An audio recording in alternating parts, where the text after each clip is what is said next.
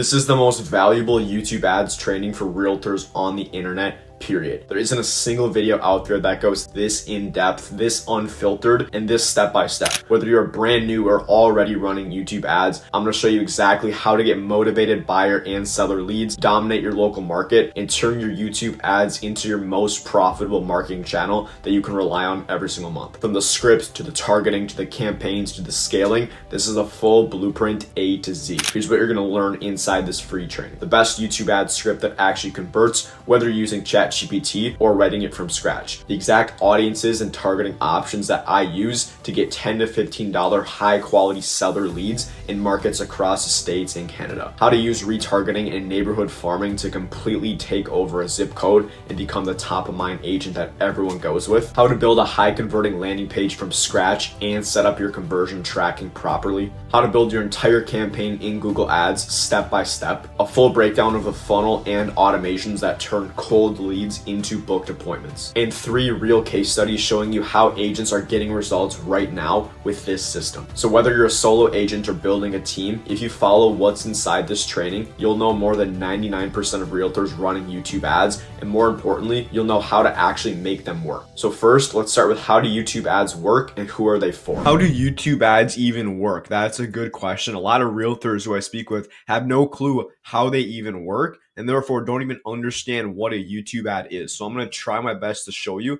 What I'll tell you is there's a couple different types of YouTube ads out there. You can do some that are focused on growing your channel. Others, which is what I primarily focus on, is actually getting you in front of them serious and motivated sellers in your market. That's what I find most realtors prefer, because I'm assuming you'd rather have $100,000 than 100,000 views on a video, right? Everyone wants more money. Anyways, here's a quick breakdown of how they work. So basically, and I broke this down as stupid simple as possible, so I can go over this more in depth later. But basically, the first part, we're targeting motivated homeowners in your specific market. You can do neighborhoods, cities, zip codes, and we're targeting these people based on what they're actually searching. So if they're searching up, how can I sell my home fast? Homes for sale near me. And we also know that they own a home because it's all run through Google Ads. YouTube's owned by Google. So we know, okay, this person's motivated to sell their home. These are the only people we're going to show our YouTube ad to. Next, from there, your video is going to play before the content they're already interested in. So it's not like they're searching up how to sell my home on YouTube. It's if they ever search it up on Google, if they ever click on stuff about selling their home, whatever video they watch on YouTube they're going to see your video pop up before that. You probably saw one before this video right here. It probably wasn't to sell your home unless you're interested in selling your home and looking stuff up. But that's how it would work. You would see it before your video. You have 5 seconds. You have to watch it, and then you can skip it, which is why the hook is so important. I'm not going to go into that now. I have other videos on that, but that's the way the video actually looks like. From there, they click to your landing page from your strong offer. So the way we're getting their information, for most cases, unless you have some huge personal brand, some really unique selling proposition, like a 1% listing commission, like an agent I just spoke with, you're going to need to provide value and provide something of value to get these people to actually want to click on your ad. Because if you're not offering anything, why would they click on your ad? Right? So that's something as well. You need to have a strong offer. The better your offer is, the more leads you're going to get, the more listings you're going to get. And the last part is you're getting inbound appointments from people who already trust you. The big part of YouTube ads and the whole thing, just with video in general, it's all about trust. Real estate is fully relationship based. People go with the realtor they trust the most. And how do you build trust? It's by providing value and standing out. So if you're just posting a generic list of homes or some image ad, they're gonna be like, oh, I saw Sally, I saw John, I saw Kevin post this exact same thing. So how are you different? You're not. But the thing about video, nobody else is you. Nobody can replicate what you're offering, and therefore you're providing a unique selling proposition because you're standing out from all the other realtors in your market, and therefore getting the most serious people who already resonate you to just book right on your calendar without you having to reach out in the first place. So that's a super high level overview of YouTube ads. Again, I didn't get super technical, but I find a lot of agents have questions on what a YouTube ad even is. So I hope that helps. So now that we're all on the same page, we know what a YouTube ad actually is. Why are there a lot of realtors who are skeptical of YouTube ads? Well, it's a great question. And I'm going to start off by saying, first of all, realtors are skeptical of everything. There's so much stuff out there. Everyone's selling you, oh, we have the best thing in the world. We have the best leads in the world. And like, you don't know what to believe, right? Because 95% of the time people are lying. So I try to stay away from that. I try to give you just the most transparent version of everything is possible. That's what I'm trying to do. So really the main things that I see why realtors are skeptical of YouTube ads though is they think it costs a ton of money. It's harder to set up than Facebook ads. I get this, older demographics aren't on YouTube and they don't really have a clue how they work. Well, first of all, now you have an idea how they work. I just kind of showed you. Older demographics aren't on YouTube. I'm just going to kind of go through these and kind of just address these. Now, what I'll say is one notable thing that comes to mind is one of my agents I'm working with in Vegas. She got a $1.75 million listing. The lady was like 75 years old, right? And she saw it on YouTube. It was like in 28 or 29 days or something of running ads together. But she was like 78 years old. So I will say you'd be surprised. There is older people on YouTube. Maybe not as much as Facebook, but it for sure still is there. And it's all intent based, which is how we're able to reach those motivated homeowners and sellers in your market. Harder to set up than Facebook ads. I will say it is harder to set up than Facebook ads. There is more skill involved. I don't want to make it seem like I'm LeBron James or something, but there is definitely more skill involved. It's harder. It's not as straightforward just because you need to get the video right, all that stuff. But I literally show you exactly how to do that on this channel. You can go ahead and just copy all my stuff. I show you how to do it step by step. And then a lot of people think it's super, super expensive. And the reason they see this is because the lead cost on YouTube is going to be much higher than something like Facebook. But if you've tried Facebook leads, let me ask you, what's your conversion rate with those leads?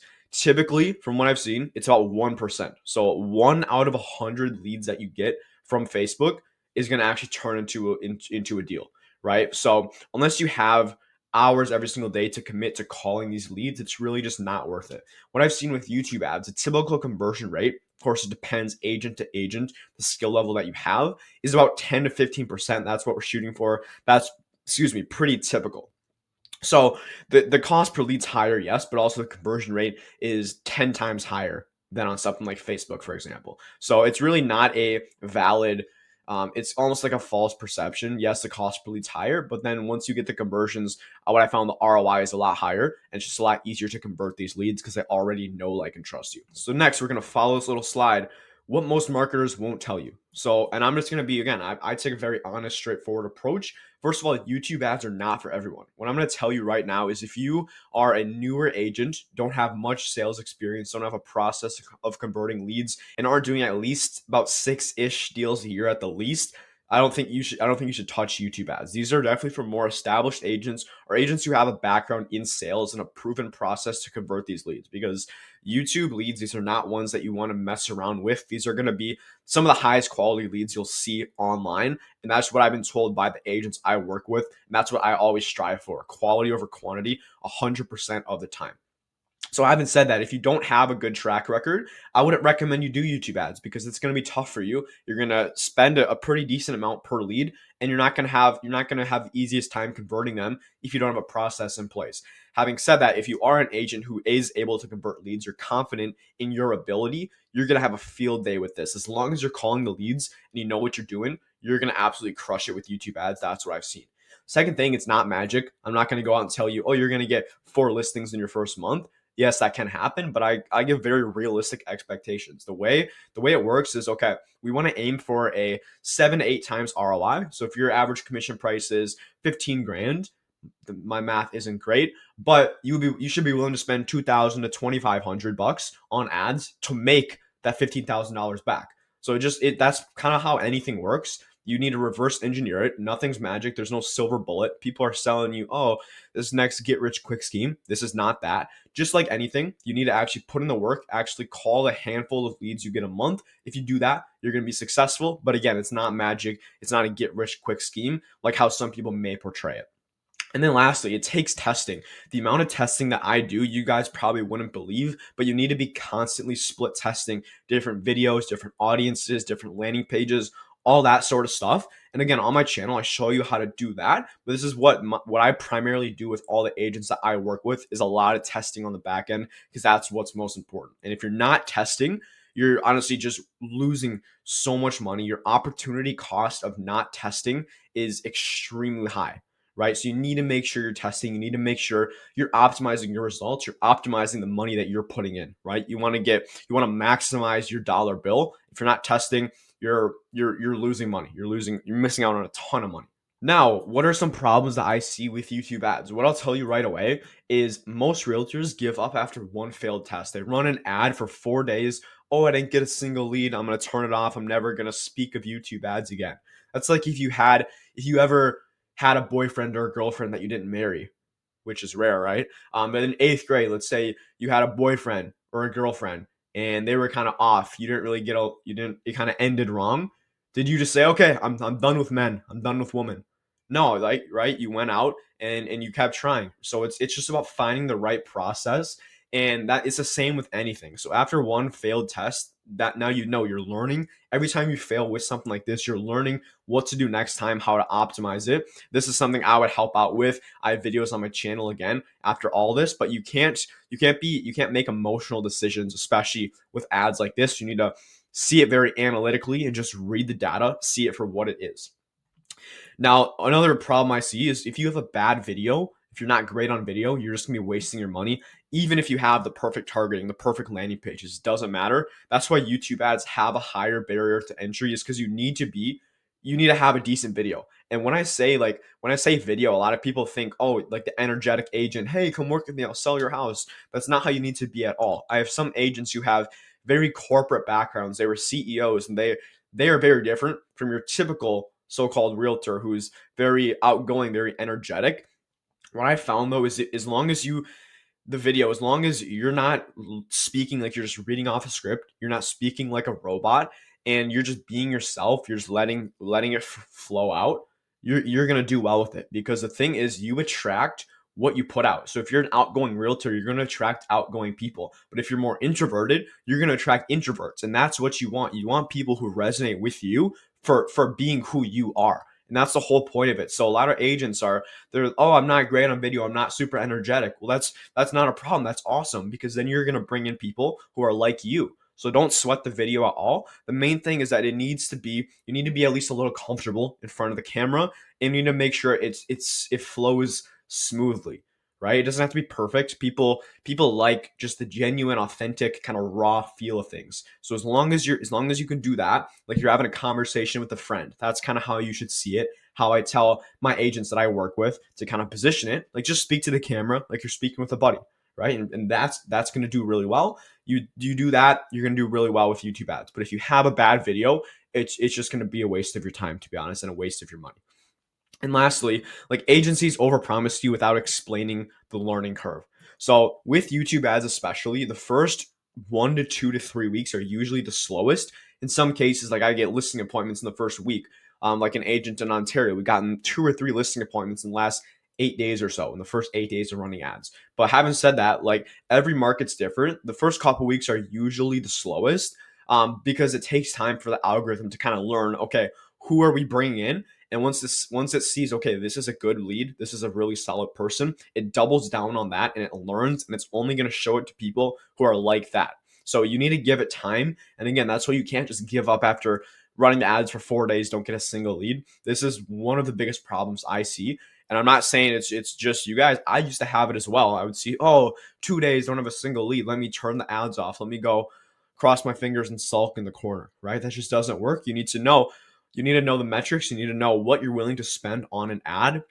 I'm not going to go into that now. You guys are probably going to think I'm too nerdy, but I have other videos on that again. But you just need to expect to not be successful in the first week. Obviously, it's great, but if you're expecting that it's not going to go great the first week or two, you're going to be pleasantly surprised once you do get a listing in the first 2 weeks, a listing appointment in the first 2 weeks, right? So I'm very clear that there is always a learning curve with it. With anything new, anything you try, riding a bike, you weren't perfect the first time. It's no different with this. But again, you can fast track it if you do work with someone who's done it, but just make sure you find someone who's setting the right expectations and not positioning it as a get rich quick scheme. Because again, nothing's like that. Next up, here's some real numbers and data. I wanted to show you just real numbers, kind of real results, text messages and stuff, so you get a feel for the YouTube ads. So this is Mike. I think he's had 2 or 3 listing appointments in the first 8 or 9 days or so of running ads. You can see the leads here. This is the first 8 days, about 1, 2, 3, 4, 5, 6 really solid leads. I think 3 of these are listing appointments. That's awesome. They're obviously still coming in. This is a couple days ago, but yeah, it's just the quality of leads that we're bringing in are super high quality when you have the right video. Having said that, Mike did a great job on video, and that's what you need. If you have that, you're going to do really well with it. You have the right process. We're doing all the testing on the back end, like I talk about. But if you do that, you're going to do really well. And this was a $1.75 million listing on the 29th day with that 70, I think she was 75 or 76 years old. And then here's some actual numbers as well. So you can see the cost per lead, it's a bit higher than what you typically might expect. You can see this one's even as high as $30 this week, 41 bucks this week, but still 2 appointments during that time. You can see the appointments are pretty consistent, and the cost per lead, you can see it typically trends to start higher and then go down, and that's why you need to kind of let it run and not make super quick and rash decisions, because you see the cost per lead in the 5th week was 15 bucks. It started at 50 bucks. So if you just cut it there, you would have never known if your ads were working. See, even in the first week, we didn't get an appointment. And I'm showing you this because, again, I want to be transparent. It's totally normal. You see no appointments the first week, and then it slowly trends up. Cost per lead goes down. And that's what I mean. That's why you need to test and just give it time. So that's a big thing with it, giving it time. Now, next, here's the pros of YouTube ads. So what I'll say for sure, the targeting, you're able to actually geo-target people, not just a huge radius. You can even get more specific than zip codes. You can even do cities. You can do neighborhoods. You can do counties. You can do anything like that. You can even do tiny little 1 mile radiuses around areas if you want. But that's the big thing, is you can geo-target, so you can target your exact market. Because why would you waste money on an area that you actually don't even want to target, right? You only want to target your ideal market where you want listings in. The next part is the actual targeting. So these are keywords that you can target. This is what I was talking about earlier, but you can target people who are looking up, I need to sell my home fast, how to sell your home fast, Zillow home value estimator. So we know, okay, they own a home and they're also looking to sell. So we're only reaching those people with motivation. And then again, right here, just reiterating the lead quality. I was just checking in with the client, how the lead's been so far. It's like he spoke with most. Unreal. Got every single one on the phone. Have one guy booked for tomorrow, another booked for Monday, both in person. So far, definitely have the highest quality of anything I've seen, and that's honestly, it makes my day. It's so fulfilling seeing that, because that's what I put all my time into. But I'm not even saying like you need to work with me for that. I could care less if you do. I want to just show you that, hey, you can do this for yourself. And this is the big thing. Again, I practice what I preach. People are telling me about the lead quality, and it's just with the targeting and using kind of the systems that I'm showing you. And if you do want to learn more about it as well, or have me kind of implement this for you, just kind of learn more about it, feel free to check the link in the description below. My goal is I give you all this away for free. And if you do want me to kind of implement it for you, so you can just have someone who already knows how to do it, has all the strategies, we can have a chat, we can potentially work together. So links in the description for that. Anyways, now the cons of YouTube ads. Again, I don't just show you the highs, I show you the lows. First of all, the setup takes longer. It's not like a 1 day turnaround time. Usually takes 7 to 14 days to get everything launched, because you not only need to record the videos, we need to edit them, we need to kind of develop our strategies, get the scripting, all that sort of stuff. But having said that, usually what you put more time into is going to yield better results in the long run. So that's the way I see it. It's worth it, but again, it's not the quickest thing in the world if you're looking for that. Again, it won't work without a good video. Like I said, the video directly correlates to the results you're getting, which is why you need to have a good video. And lastly, you need a testing budget. So you can't expect to go spend $100 and get a listing, right? With anything. But even that, like some agents spend $500, don't really get anything. And then the next 500 they spend, because we find the winning ad with that initial amount, then we can kind of double down. Then they see a listing from the next 500, and it just kind of snowballs from there. But again, you need to have a testing budget. You need to be testing. Otherwise, you're honestly destroying your results without you realizing. You're going to put money into it, but not stay consistent with it, because you're not testing anything. So that's really important. Now, who are YouTube ads actually for? Well, I'm going to tell you again, it's not for newer agents, not for agents who don't have a proven sales track record, a good track record of closing deals. But if you are an agent who, number one, is experienced, you have a good track record with online leads, especially, you are going to do well with this. That's who I'd say this is for. But also, what I find is a lot of people that I work with are team leads, because it's such a unique selling proposition to have a system like this in your business where you can just use it for agent attraction. You can say, hey, you're getting your own personalized YouTube ad funnel based on you and your brand, and you're bringing in inbound calls each month. You spend X amount, you get Y in return. You spend X, you get a listing. And it's just very predictable and a very good way to scale if you're looking to grow your team as a team lead, right? That's what I found a lot. It's for team leads, agents with a lot of experience, brokers looking to grow their downline. That's what I've seen does really well with this. But the big thing is if you have a good sales process, you're confident in what you do, you are going to do really well with this. And honestly, that's my ideal realtor, what I look for. So now that you know how YouTube ads work and how they're for, I'm going to go into the most important part of YouTube ads, which is the script. And I'm going to break down and give you the exact framework that I use. So I'm not going to gatekeep anything. I'm going to give you guys the exact ChatGPT prompt that you can do to literally copy it and get these exact results. And these are screenshots because you know I don't clickbait from my client ad accounts running YouTube ads. Here's a couple of them. And I track, this is me tracking all the data manually. You might be wondering, why am I not taking screenshots of the Google Ads Manager? It's because Google Ads are wrong. Sometimes they tell you get 30 leads and you actually got 12. Right? So I'll be showing you wrong information if I showed you that, which is another reason I always say you need to be tracking all your data manually. So here's a couple examples of it. Well, from one ad account, we're getting, first of all, look at the click-through rates, pretty solid right there. These are number of leads. We got 12 leads at week 9, 10, 10, three weeks in a row, which is pretty crazy. But then the average cost per leads, this is what I want to show you: $14, $14.60, $14.50, $16. These are also appointments, so 5 listing appointments at week 2, the next week 2. And you can see how crazy it is, and just the opt-in rates we're getting from these ads. And it's literally, you can do this just by using a ChatGPT prompt. So I'm not going to gatekeep anymore. Let's get into it. So this is the exact document right here, spilling all the beans. But if you guys do want this, just comment prompt down below and I'll send you this document as well.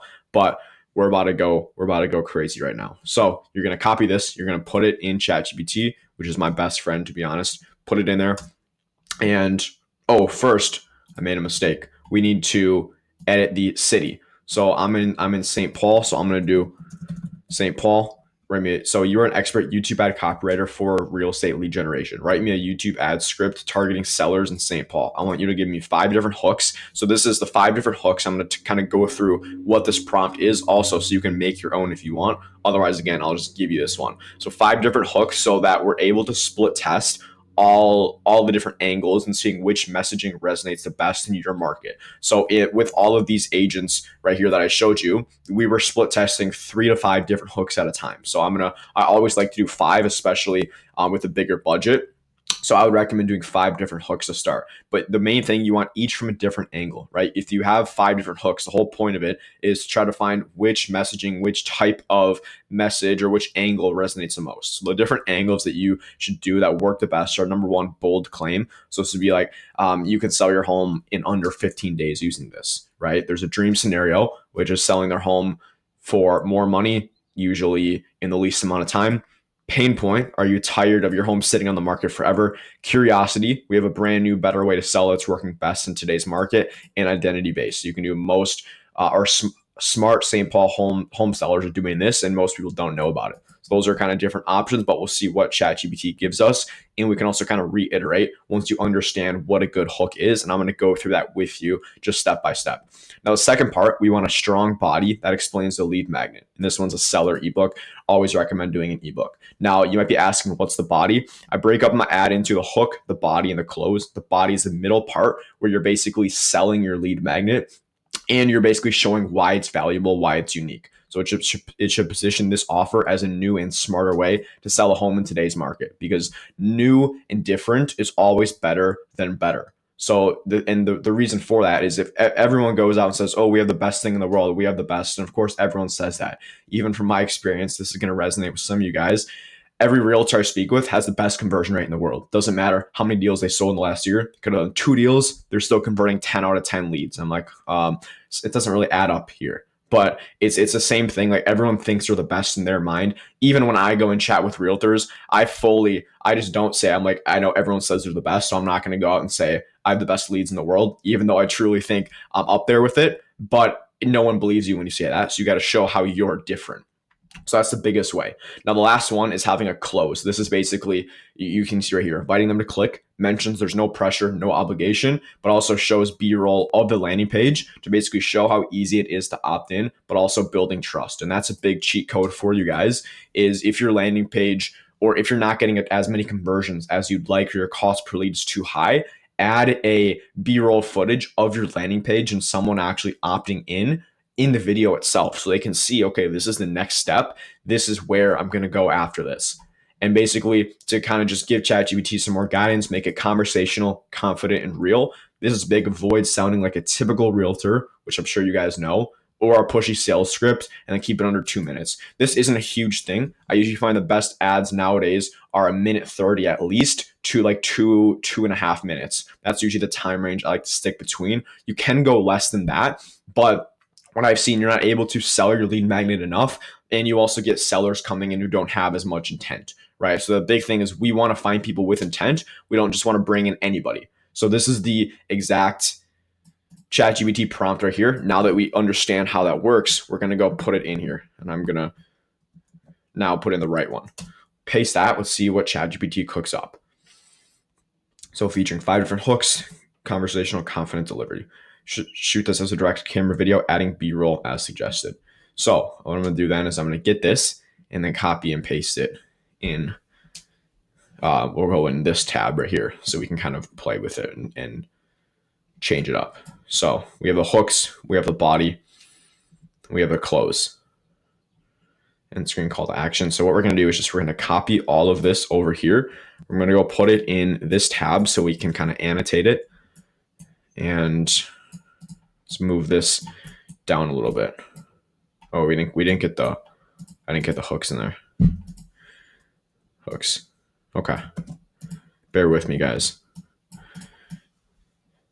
Okay, so we have the hooks. We're gonna break it up a bit. We have the hooks, the body, and then the close. So starting out with the hooks, let's break these down and see what ChatGPT gave us. So first, the bold claim. If you're selling a home in St. Paul and still using 20/20 strategies, you could be leaving thousands on the table. That's a really solid hook right there. What I'm gonna do is just do like a check mark if they're good.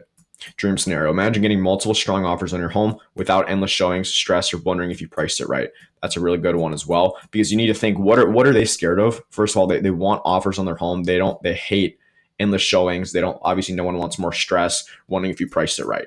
Now, pain hook. Tired of the list it and pray approach. You deserve more than vague advice and waiting games. I don't love this one. What I would do is the reason I don't like it, first of all, tired to list it and pray. I don't like using terms where it could be left up for interpretation, because to some people it makes sense. To me, I obviously understand what it is, but you got to think, to these people just watching your ad pops up in the middle of their video, and if they don't clearly understand what it is, it's not going to resonate. So I would go back to the drawing board with this, and we're just going to use ChatGPT to redo this one.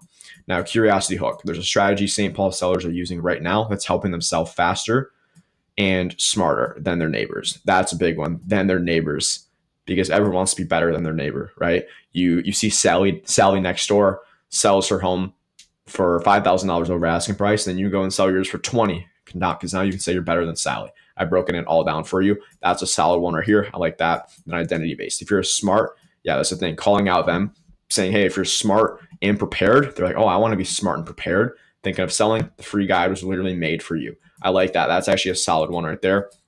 Give that a cheeky little check mark. But now we're going to go back and rewrite this third one. Please rewrite hook 3 to make it more clear to the homeowner.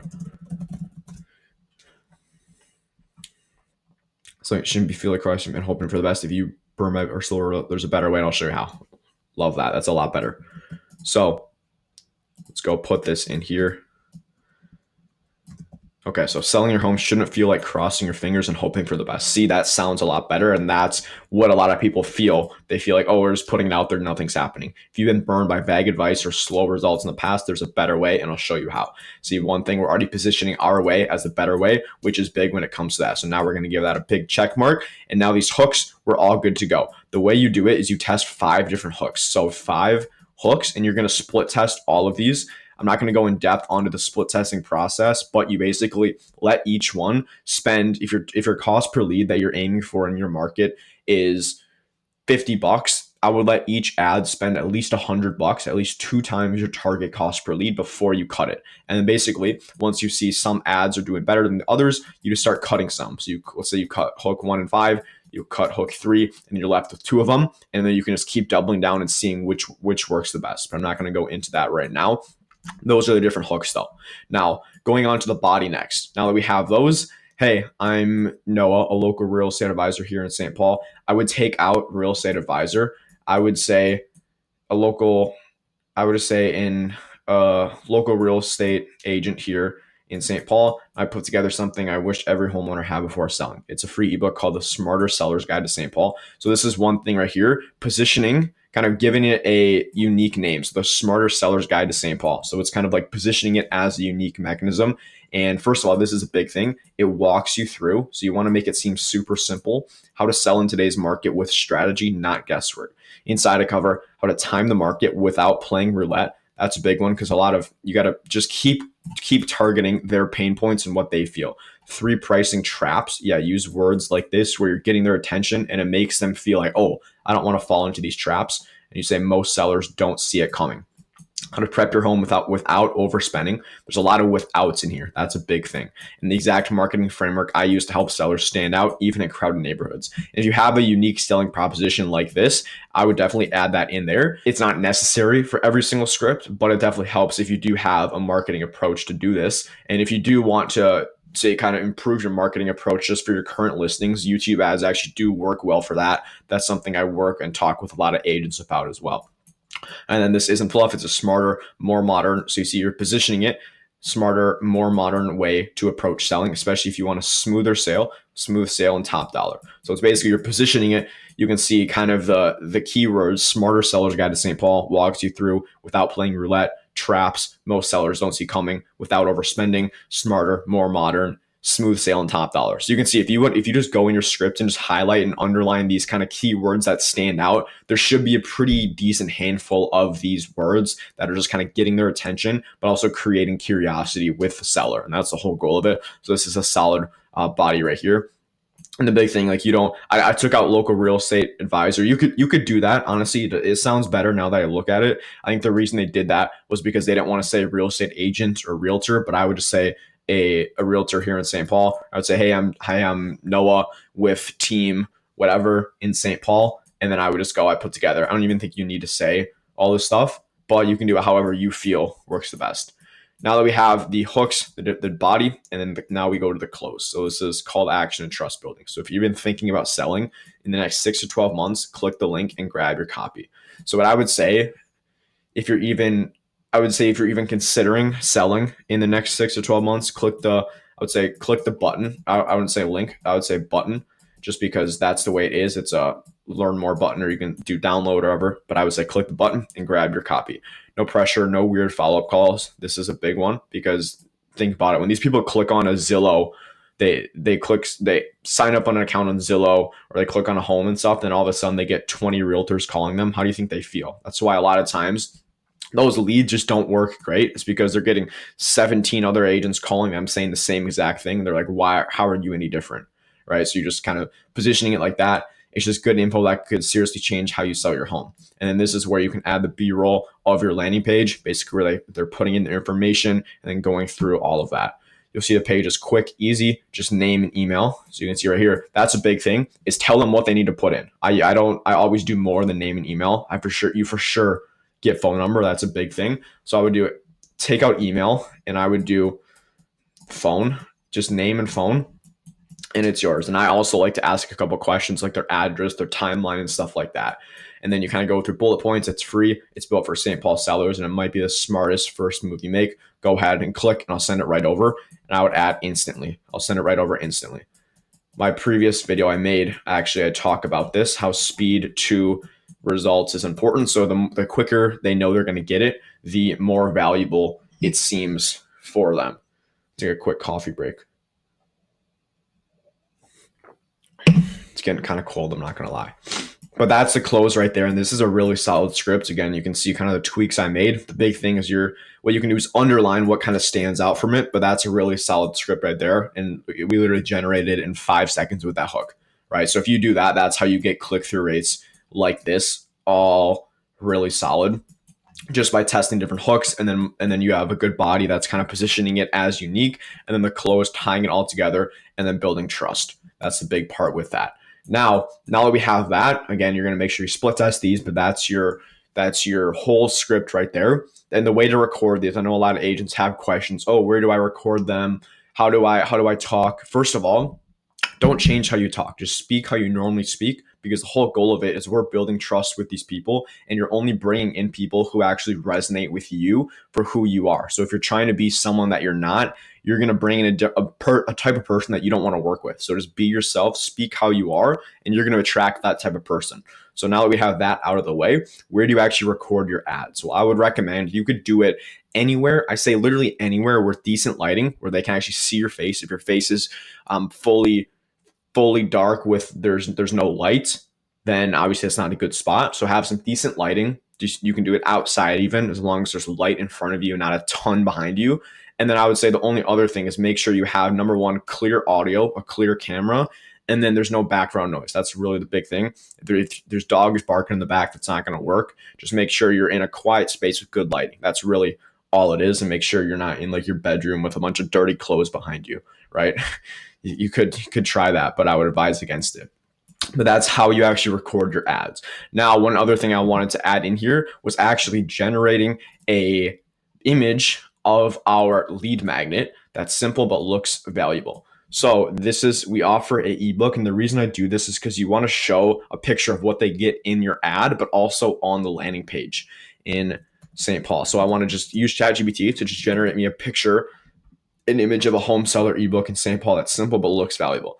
So I might need to create an account for this, or I'm going to log into my account for this really quick. So now I'm in my account. We're going to put this in here and we're going to get that picture. Let's see what it comes up with. And they just made an update to it as well. So usually it's going to be better than it was before. We'll see how long it takes though. So here's the image right here. This is honestly, it's decent. I would add it. I think it's fine for this case. Let's just copy the image and we'll just put it in here. What you want to do is make sure that you get a transparent background on it. I think it's pretty good, but I would also add like a picture of a home on the cover of it. So I would just ask ChatGPT to do that. And then make sure that you have, let's just crop it. And because you don't want it just to make it look like it's obviously like AI generated with this background and stuff. So it would just be like this, and that's pretty solid right there.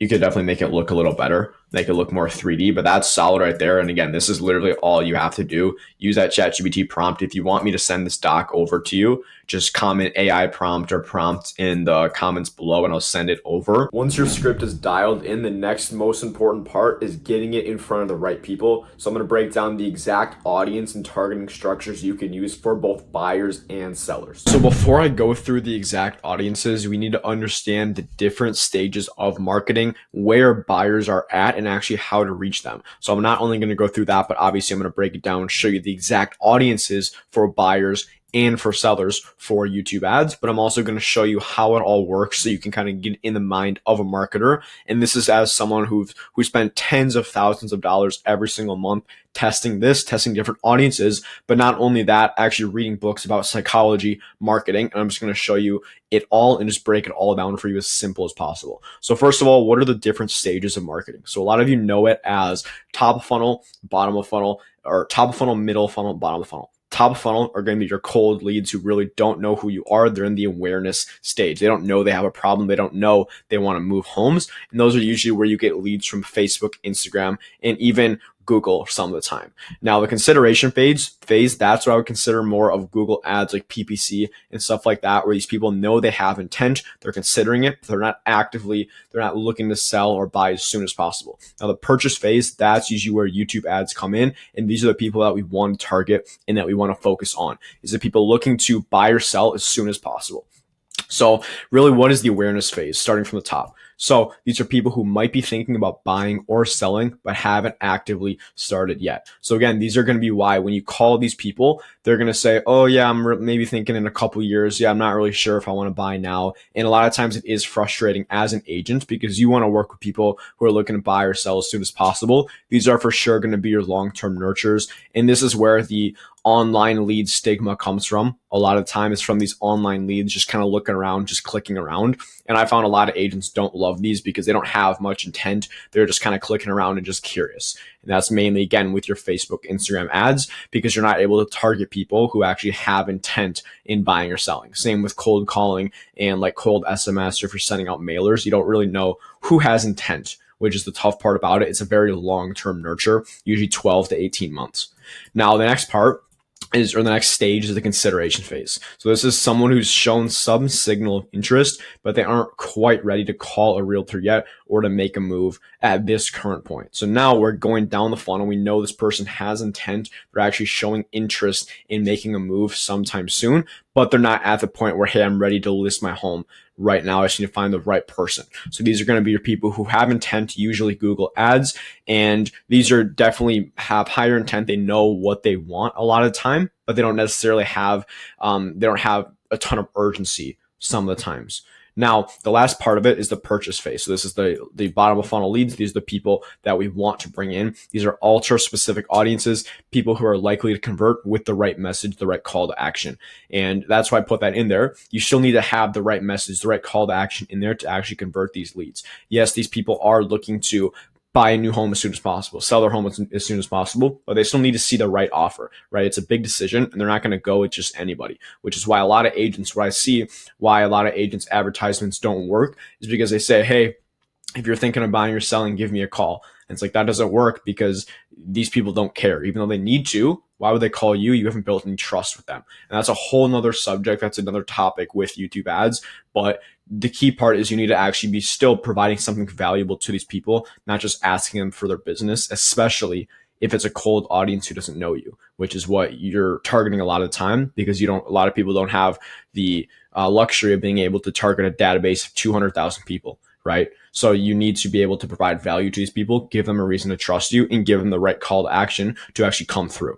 Now, those are the different stages of marketing. So again, we have top funnel. This is your cold Facebook leads, consideration, your Google leads who have a bit more intent, maybe know what they're looking for a bit. And then your purchase, your bottom of funnel, usually YouTube leads, almost like referral quality, especially once you get them familiar with you. And that's kind of the whole purpose of YouTube ads. So now that we understand the different stages, I'm going to break it down for you step by step and show you actually the exact audiences for each stage, because you're able to target whichever one you pretty much want. Now, I'll say, you're probably like, why would I want to target up here? Why would I want right here? Well, I'm going to tell you, your cost per lead is going to be much higher down here as compared to up here, right? So if you're targeting awareness, you maybe want to fill up your pipeline. That would be what this would be used for, is filling up your pipeline with as many buyers as possible. We still want people who have intent. I would say you usually don't want to target the awareness phase with Google ads or with YouTube ads. So I'm going to go over these quickly, but you want to focus on these two for sure. And I'm going to show you the exact audiences. So first of all, for the awareness part, the top funnel leads for buyers, you can do in-market audience, which is basically properties for sale. So if you're trying to just bring in as many leads as possible, fill up your database. I honestly don't know why you would want to do this as compared to these two I'm going to show you, but I'm going to show you how to set this one up. So this is an in-market audience. This is properties for sale. So what you're going to do is go to interest and detailed demographics, and you're just going to do properties for sale. And this one, you just houses for sale right here. And that's all it is. It's pretty much just houses for sale. And that's literally all you do in the market for houses for sale. Now, again, I wouldn't recommend doing that one. You're going to get a ton of leads coming in, but not the highest quality, a lot of long-term nurtures. Now, as we're moving down the funnel into more higher intent people who know what they want more than these people, these are in the consideration phase. So this is when we start getting into touch with custom segments. So this is basically what people are actually searching for based on their past behavior on Google. So to set this up, there's a couple different that I like. One is people going on top real estate websites. So we know they're at least in the consideration phase looking for real estate. So the way you do this is by going back over here, you click custom segment, you can click this right here, and you're going to click new segment. From there, you're going to go to people with any of these interests or purchase intentions, and you're going to basically do all of the biggest real estate websites. So you're going to do Realtor.com, Zillow, Trulia, Redfin, stuff like that. You can even do like brokerage websites like Remax and stuff like that, but you're just going to do all of the big websites in here that people with intent would actually be looking for. So that's the first one. Now, the second custom segment you can do is someone looking up first-time home buyer programs or real estate loans. So the way you do that, it's going to be in here again, but you just delete these. You're going to do first time home buyer programs.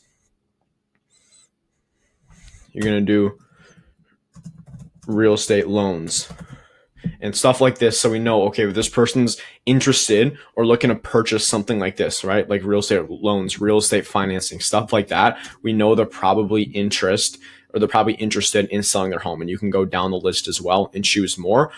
Interested in buying a home, right? But it's just people who now have interest. They're going to have more intent than someone at the top of the funnel just in the market for a property for sale, which is just based on what they're clicking on and stuff. This is going to be higher intent. These are going to be a lot better leads. And I would recommend, if you're newer, starting out with these, so you can still get a decent volume coming in, but you're not having to be perfect with every single lead that comes in, and you have some wiggle room just in case.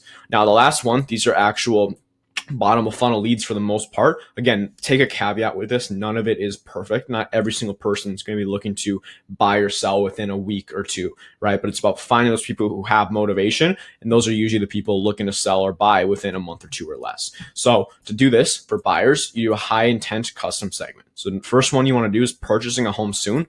So I'm going to show you how to do this. You're going to cancel out of this. So you're going to go down to here to interest and detailed demographics. We're going to X out of this. And you're going to do purchasing a home soon.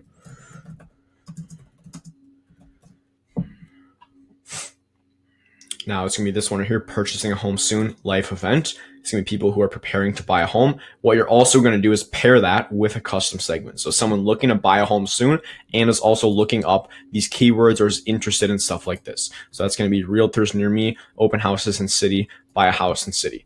So if you're going to go this one right here. You're going to do realtors in Chicago, if we're in Chicago.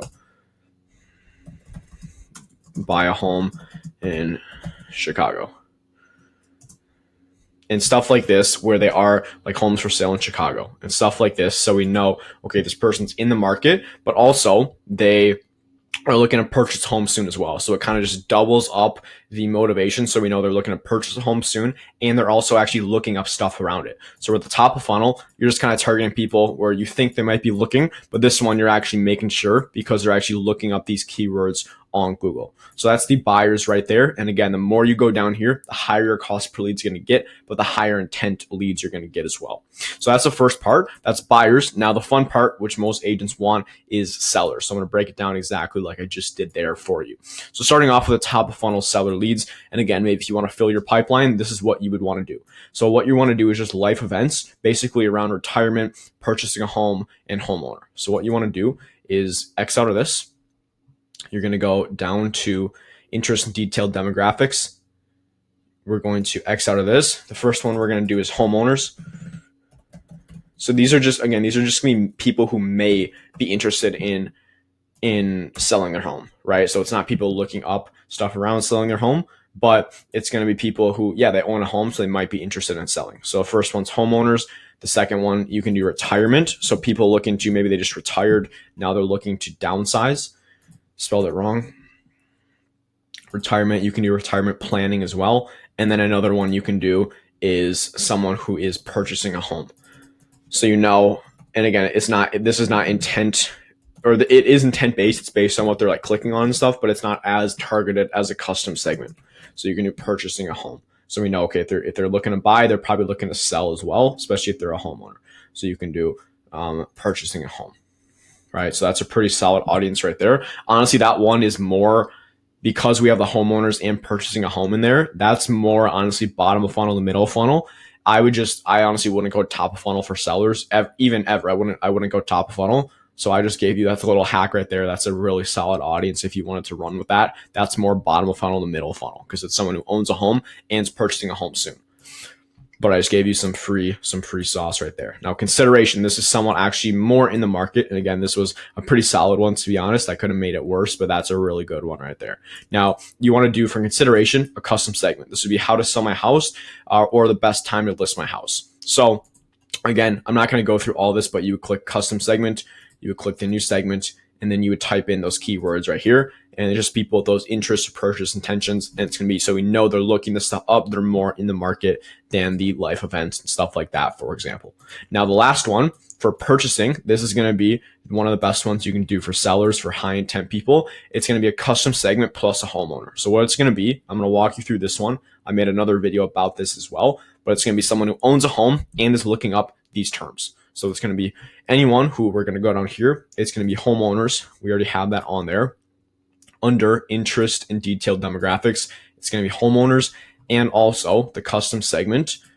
So a homeowner who's looking up, sell my home fast and stuff along those lines. So we know they own a home and they're looking to sell it. So anything like this, you just want to click all of these. And these are going to be people who are motivated because they own a home and they're also looking up this stuff. And that's how you find those really bottom of funnel sellers that are actually, they own a home and they're in the market to sell based on what they're looking up. So that's exactly how you do that right there. Those are the different stages of the marketing funnel for buyers and sellers. Shows you exactly how to set it up, but now you should have a good idea of kind of how it works. Even if you don't do YouTube ads specifically, you can still apply this framework, this marketing framework, to whatever you do. It's really awareness, consideration, and then the purchase phase. If you understand all this, that's really will put you ahead of 99% of people and even marketers out there, because that's really the main thing you need to understand is where people are at in these different stages. And if you do want me to set this up for you, basically set up a YouTube ad system in your business, I basically sell implementation, not information. So I give all this away for free, but if you don't have the time, maybe you want to work with someone who's already done this before and can just come into your business and do it for you, feel free to book a call with me using the link in the description below. We'll have a chat and just see if we're potentially a good fit for both of us to work together. And you can also check out my guarantee as well. I know some agents really like that, but the big thing is getting you listings, right? So if you do want to apply to work with me, feel free to check the link in the description below and book a time. We just covered more broad targeting, but now if you do want to focus on a specific neighborhood, geo-target and farm that area to become the local celebrity and just dominate that area, I'm going to show you how to basically set up an audience specifically for that and how to structure the entire funnel. So what's the best, the fastest, the smartest, the cheapest way to farm a neighborhood in 2025? Well, I'm going to show you what most realtors do. This is after speaking with hundreds of realtors every single month. Basically, I see them doing mailers. That's a big one. They post on social media. You can do YouTube, Facebook, Instagram, Twitter, you name it. Some even do door knocking, but really there's drawbacks to everything. I'm not going to go out and say everything's perfect, but mailers usually are a bit expensive, even just when you break it down per house compared to the way that I'm going to show you. Posting on social media is hard to get exposure, and it's just tough to stay consistent because you need to constantly be posting, and you're just kind of at the mercy of the algorithm. And then door knocking, cold calling, really just nobody enjoys it unless you're like a 1%. Then hey, you do you. Right? It works, but you need to make sure you're consistent with it. But that's what most realtors do. I'm going to show you the easier way, the faster way, the cheaper way that realtors are doing it in 2025, basically taking advantage of the new way of psychology to reach these homeowners in your market and just consistently stay top of mind. So I call this psychological farming. You can see if you watch all of my videos, I'm big on psychology and actually getting in the mind of these people, because no matter what you do, it's all human to human. Every single thing is human to human. So if you understand how people are, how they behave, what gets their attention, that's how you can be really successful with this, but most importantly, make the most money possible. So first you need to identify where is the attention. Well, in today's day and age, it's the digital age. Everybody's on their phone, even older demographics. You'd be surprised that these older platforms or these platforms like YouTube, for example, are bringing in 75-year-old sellers that are looking to sell a $1.75 million listing. That's actually what I helped an agent get. The lady was like 76 years old, which is pretty crazy, but just everybody is online. Everybody's online, whether you like it or not. I'm not going to say every single person is, but when I say everyone, I mean 95, 97% of people. Right? So now we know where attention is. It's all digital. How do you choose the right platform, right? There's so many platforms out there. There's Google, there's Facebook, there's everything. What you need to look for is, number one, targeting capabilities. Can you actually target specific neighborhoods? Because, right, if we're going to farm a neighborhood, you probably want to target a neighborhood. You don't want to target an entire city. The second one is intent. Are we targeting people who actually have intent? And this is a caveat, because you for sure want to have that brand recognition and exposure, but ideally you don't want to be wasting your money on those homes who don't have intent. It's still good to stay in front of them, and I'm going to show you how you can do that. But our primary focus is on those homeowners who have intent, because those are the ones who are ultimately going to make you money, who are going to want you to list their home. It's those people actually looking to sell, right? I'm sure you've ran Facebook ads. You call them. They say, oh, why are you calling me? I didn't sign up for this. I'm not looking to sell until my dog lands on the moon. And it's like, okay, it's just a waste of your time. And then the last part is which platform delivers you the best brand recognition / exposure. So all the platforms honestly are good for exposure. I will say like Google PPC, that's not good for exposure because you're not getting your brand out there as well. Same with brand recognition. Facebook and Instagram is a bit better. The brand recognition is solid, but there's just a lot of generic stuff. And honestly, so many realtors are advertising on Facebook nowadays. So it's about choosing the right platform. So really there's two different routes you can go. You can go the Google route or you can go Meta. So this is Facebook and Instagram. This is also YouTube included in there because it's all through Google. I'm not even going to talk about TikTok and Snapchat. I've done TikTok ads before, but those aren't great. But really what I've seen is the best platform by far, hands down, is YouTube. It really has it all. Facebook, it's cheap. You're not able to target at all. You can't geo target. Again, Google, you don't get any brand exposure, but I really do think YouTube has it all. So really, I love it because it's geo-targeted. It's all intent-based. You're guaranteed to get reach and exposure, especially when you're doing the YouTube ads, which is what I'm going to show you. You build your personal brand because think about it. You're basically running a branded commercial to these people in the neighborhood you're farming. They're going to see you on their TV, on their phone, on their tablet, on their computer. They're going to see you everywhere, and you're going to be there 24/7. It's like when they see you, they're going to compare you to Dwayne Johnson because you were both on their TV.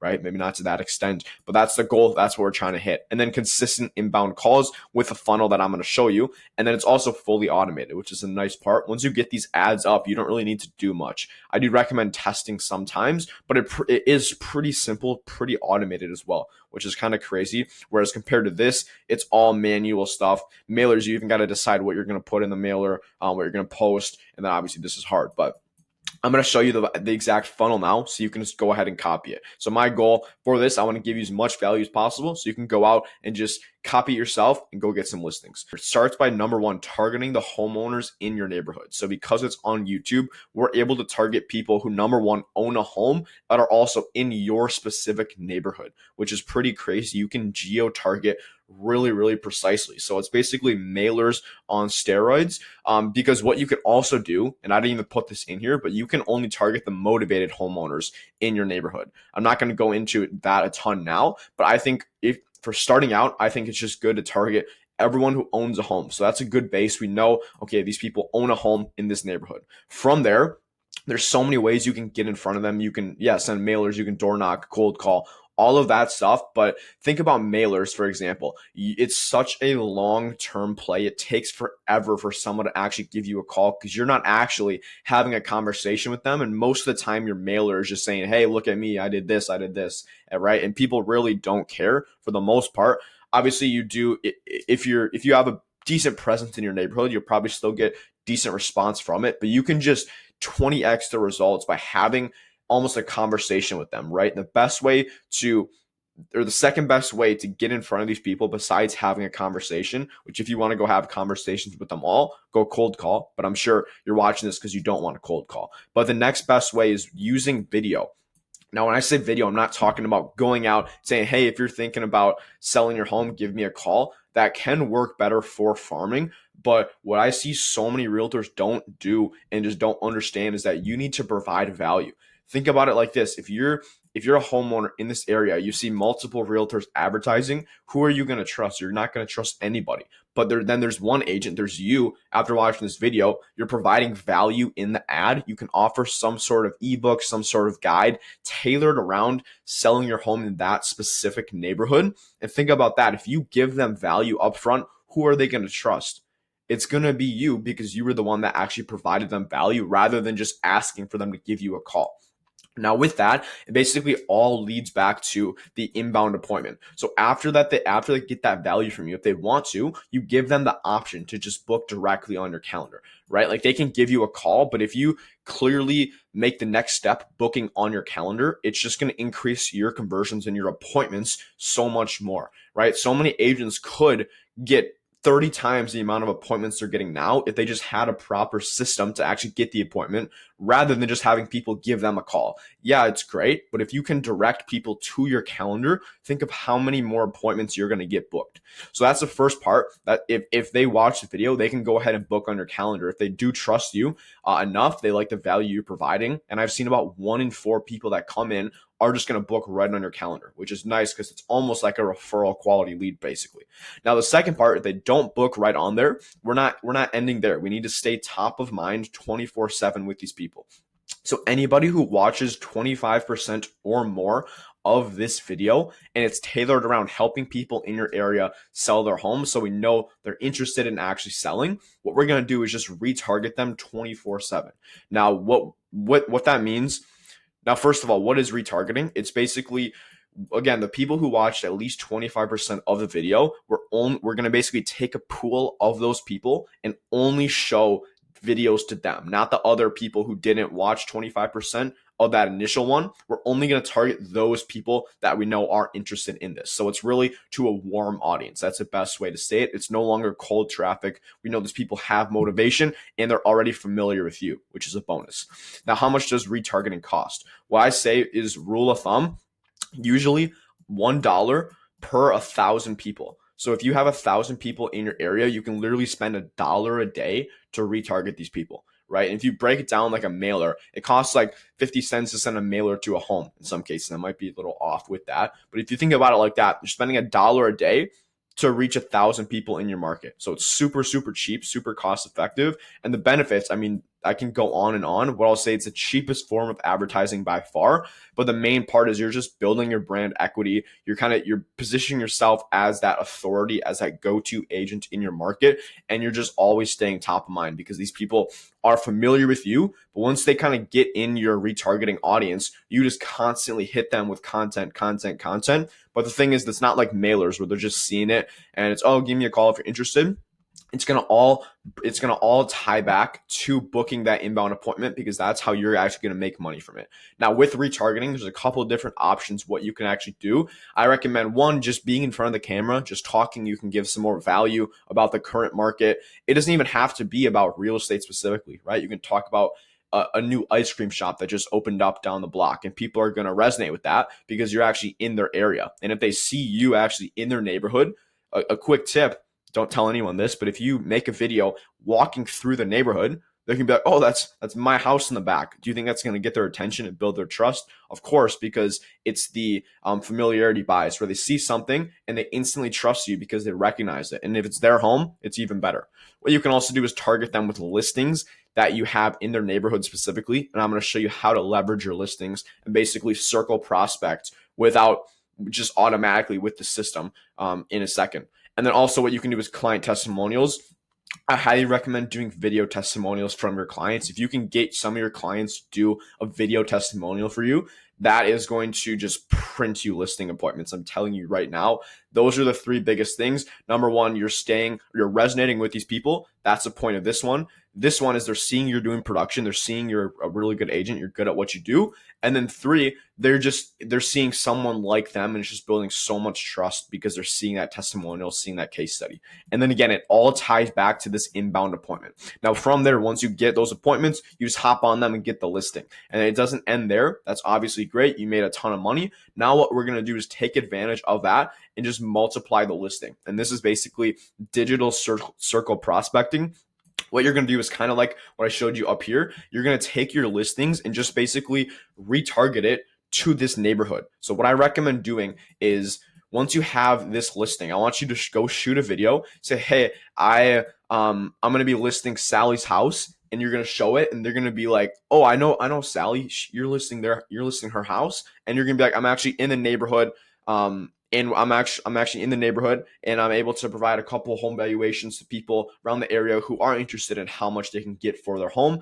So if you want me to stop by while I'm in the area, just feel free to book on my calendar, and I'll stop by and give you a valuation. I'm already doing it for a couple of your neighbors as well. So make sure to just book while I'm still in town or still in the neighborhood. And that's one way. One way that would be even more powerful is after you actually sell the listing, say, hey, do this similar message, but hey, I just sold Sally's home for $26,000 over asking price in 34 days using this new method that I have, and basically say, hey, and if you want to see how much more you can sell your home for, I'm in the neighborhood. I've already given a couple valuations to some of your neighbors. If you want me to stop by and give you valuation to see how much more you can sell for, feel free to just book a call and I'll stop by. So it's pretty much the same thing if you kind of get the gist of it, but you're basically just leveraging the listings in the business that you already have and just basically multiplying it. So when you get one listing, you can easily get 3, 4, 5, 6 listing appointments just from that one listing you have, because they see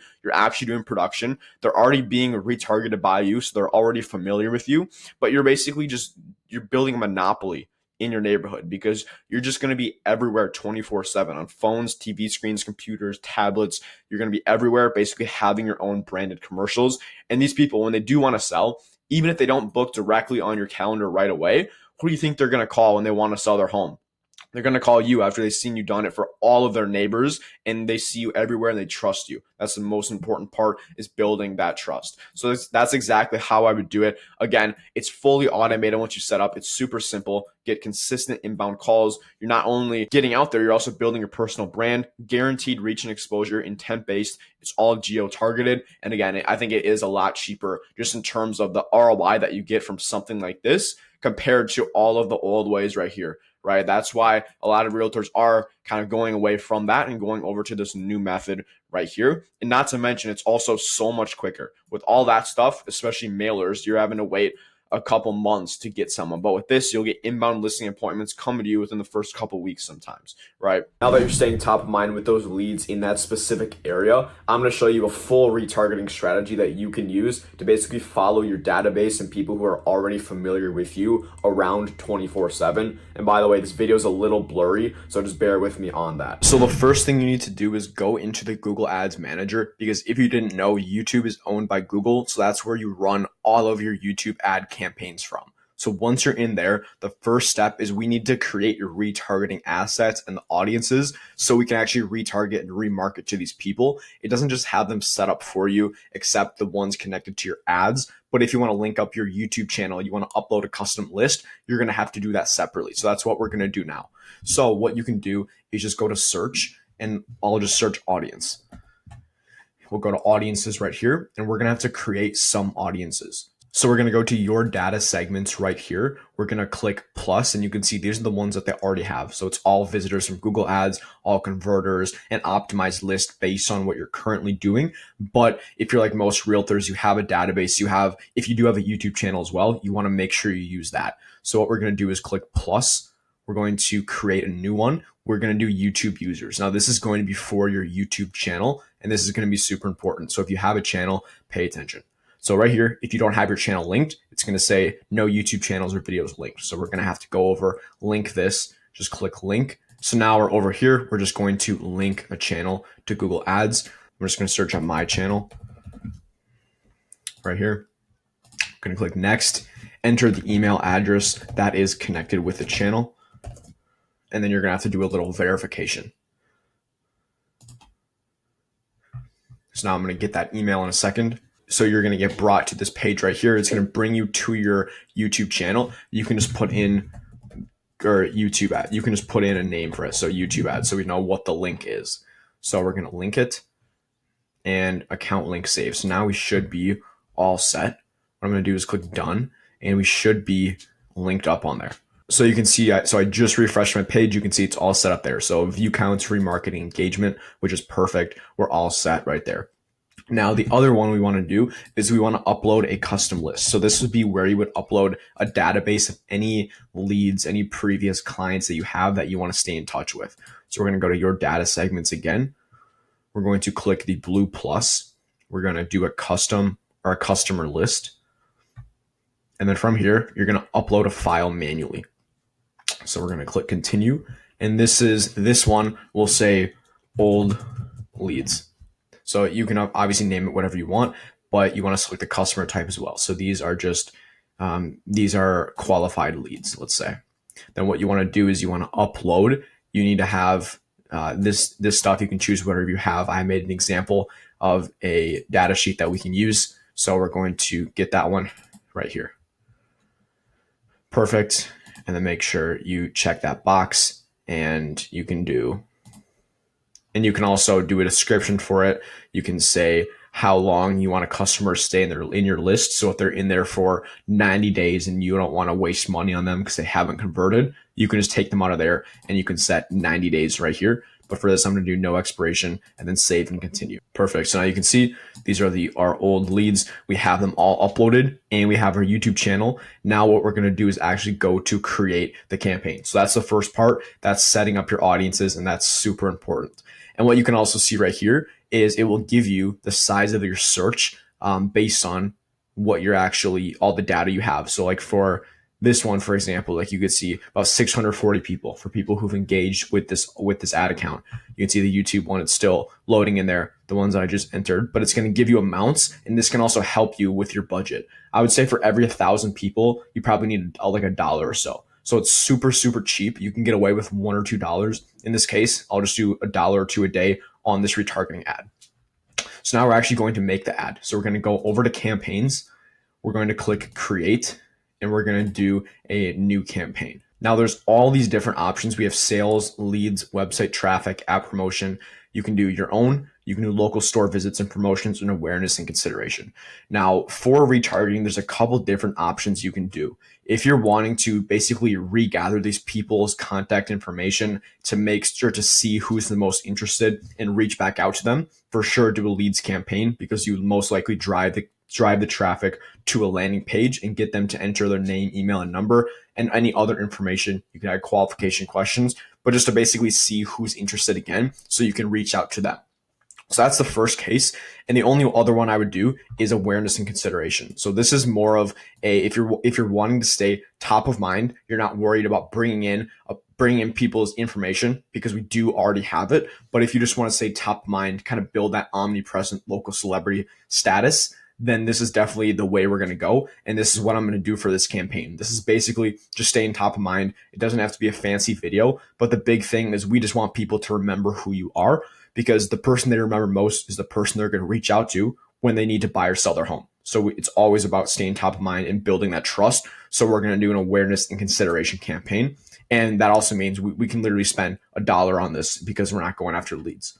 And a quick heads up, if you are a realtor and you're interested in using YouTube ads to grow your business, add an extra deal or two every single month consistently, feel free to book a 15-minute strategy call with me using the link in the description below, and we'll chat more about it, see how it can work for your market, go over the exact strategy and how I'm doing this for other realtors across the US so you can do the same. So that's the link in the description, but otherwise let's get back to the video. In terms of the campaign type, we have video, so this is only on YouTube. We have demand gen. This is driving demand and conversions, but for this example, because we're doing retargeting, I would just do display, because you're literally going to be everywhere. You're going to be on Google, like on the side of pages. Even if they're not taking the video super seriously, they're not paying full attention to it, they're still seeing your face. So in this case, I would for sure do a display one, where they're literally seeing you on Google, they're seeing you on YouTube, they're seeing you everywhere, because that's the point of it, is you want to have an omnipresent multi-channel marketing approach where you're staying top of mind literally everywhere. So we're going to click continue, and it's going to bring us to this page. So what I recommend for retargeting is not touching the location targeting at all, because we already have a list. We're giving YouTube a list of people that we want to reach, and it's only going to be those people. So we'd be missing out on people if we target locations that they're not in. Now, if you're really, really specific, you can do just your local market, but you're going to miss out on some other people that are previously engaged with your stuff, depending on who you're targeting. But I would always just leave it all countries and territories, or you can actually just US, right? Probably not working with international people, but you could keep that on just to be safe. Now, languages are set. We're going to go to more settings, and let's see, all of this looks good. In terms of setting specific targeting for devices, so we're not gonna touch this at all. We want you to be literally everywhere. So the settings are going to be pretty simple on the back end. The only big thing is really just the audience, which I'm going to show you in a second, but we already did 80% of it. And then the start and end date, I always just start it the next day. So I never start the same day, because it's gonna try to spend your budget pretty quickly. Now, in terms, speaking of budget, what I said, you can do $1 or $2 a day. For this example, we do $2 a day. So literally all you do, we'll go next, because that should be really solid because we don't have a huge remarketing audience that we're targeting. Now, never use optimized targeting. We're going to always add your own targeting, and this is going to be a audience segment. So you're going to go to browse. We're going to go how they've interacted with your business. These are our data segments, and we have a couple different ones right here. One, we have YouTube users, so we can turn this on, this YouTube remarketing. With website visitors, we're going to select all of those, and you can do a custom combination as well, which is people that it thinks would resonate with your ad, but that's going to be reaching people outside of your network. So in this case, I'm just going to do website visitors and YouTube users because I know these people have interacted with my business before. And optimized targeting, I'm going to turn it off because otherwise it's going to show it to people who aren't in that list. And the whole point of it is we only want to reach people that have already previously interacted with us. And that defeats the purpose if we're using optimized targeting and it's showing it to random people. We're going to click next. Now, this is the actual ad itself. And this is a question that I get a lot in terms of retargeting. Noah, what should the ad look like? What should the call to action be? Which are all really valid questions. So what I'm going to do is go through my thought process with the remarketing ad, retargeting ad, and basically how you can create the best ad possible for your specific situation. So for this case, the goal of it is staying top of mind. That's really the main thing. We need people to remember and know who you are and just see you over and over. So with that, the structure of it, we don't need a clear call to action. Go through to the next page, sign up, and get our ebook, for example, right? You can have a call to action to book a call. That could be really solid. Otherwise, you can the purpose can literally just be to stay top of mind, and you could have a super, super soft call to action. It's gonna be, hey, if you're ever thinking about buying or selling, feel free to give me a call at this number. I usually don't recommend that. I would recommend sending it to a booking page at the least, so you can just get them to actually book on your calendar. Even that's going to be easier than getting people to just pull out their phone and call you, right? You can do that, but I would highly recommend driving the traffic to a landing page. And it can be super simple. That's the nice thing. So what I'm going to do is actually go through making an ad with you, and I'm going to use ChatGPT's help to put this together. So I'm going to put my prompt in there. I'm a realtor in St. Paul, Minnesota. I'm looking to create a short retargeting video. Please write me a short YouTube retargeting script. This person has already seen my ad, visited my website, or is in my database, and I want to stay top of mind and remind them that I'm here if they ever need to buy or sell a home in St. Paul, and they can book a strategy call with me. Keep it casual, value-driven, and under 45 seconds. So what I'm going to do is just put this prompt in here, see what ChatGPT comes out with, and we can always make tweaks on it as it goes. So I'm going to see what it comes up with. Hey, it's Name. You've probably seen one of my videos. Let's see. If you ever want to chat, you can sales pitches, answers. Talk soon if you're okay. So this is pretty solid. The thing to note is a lot of times with retargeting, I wouldn't even say you should even necessarily have a hook. It depends on the intent of these people, but I would almost lean towards no hook, super, super organic, raw video footage, because you want to provide as much value with this. So with this, for sure, I think we need to provide more value because real estate is all trust-based. It's all who trusts who, that's who they're going to work with, right? So the big thing is we need to provide value to these people so we can continue to build that trust. Even if you're staying top of mind, you're saying, oh, I helped this person sell a home $20,000 over asking price. They're going to be like, okay, why should I care? How are you doing it? And if you're not telling them, like, you're not giving them any value. So give them a few tips about how they can do the same. That's how they're going to trust you. Because realistically, you're going to tell them something and they're not going to do it. And that's why people pay coaches, pay mentors, including me, is because they build trust with you by providing you the information so you know they can actually do it. And then you go out and just pay them because you don't want to spend hours a day, hours every single week trying to figure it out yourself, which is exactly why people work with me to do stuff like this. But anyways, the big thing, we need to provide a lot more value. So I'm going to make some changes to this. The script is solid, but the goal is to build as much trust as possible. So we need to provide a lot more value. Okay, let's see what it comes up with. Time the market to understand your avatar.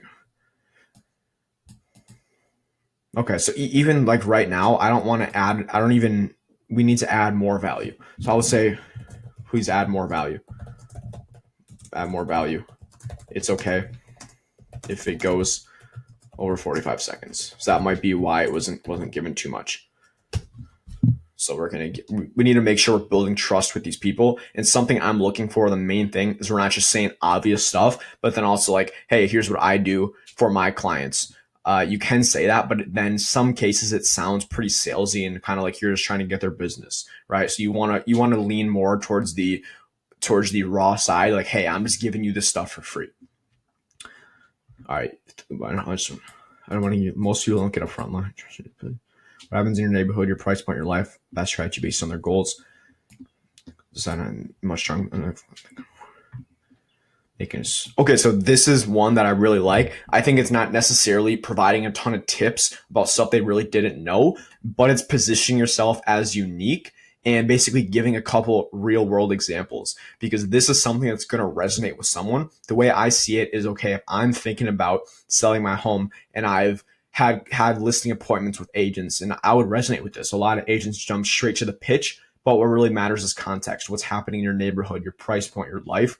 I help people figure out the best strategy based on their goals, even if that means waiting 6 months. So the big thing here, different is always better than better, right? So if you can position yourself as different than all these other agents out there who are just trying to basically get the biggest paycheck possible, you can even mention that. That's going to be something that will play into your advantage in terms of building trust. And what you can use as well, this is something that I use a lot of times, is damaging emissions. Like, so for example, you're basically giving a downside, but it frames it as a positive. So for example, in my business, it's, hey, you can go work with Zillow and just be another number in their database, or you can work with me where I'm basically going to update you every single day, every single week on exactly what I'm doing. You can text me, call me, email me whenever. I'll get back to you as quick as possible. And it kind of positions that like, hey, I'm not like Zillow. I'm not a massive company, but there's upsides to that Zillow can't provide. And people just trust you a lot more when you give those damaging emissions. When you don't say, hey, I'm 100% perfect, I'm the best realtor in the world, because nobody's the best realtor in the world, right? There's always somebody better than you. So if you can position yourself as different and build more trust, that's where people are really going to resonate. So once you had that script, that is a really solid script. I like that. We're going to go and you're going to make it into a YouTube video.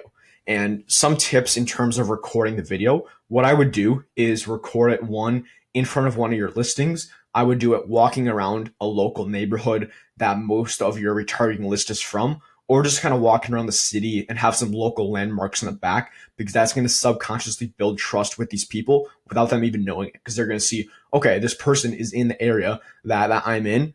And even if you have that in the hook of your ad, you just introduce yourself, but they see something in the back, they're going to be like, okay, this person's in Minneapolis. I've seen them before, and they're providing some value on how they're different. So I'm going to watch this. I trust this person, and that's going to help you stay top of mind as well.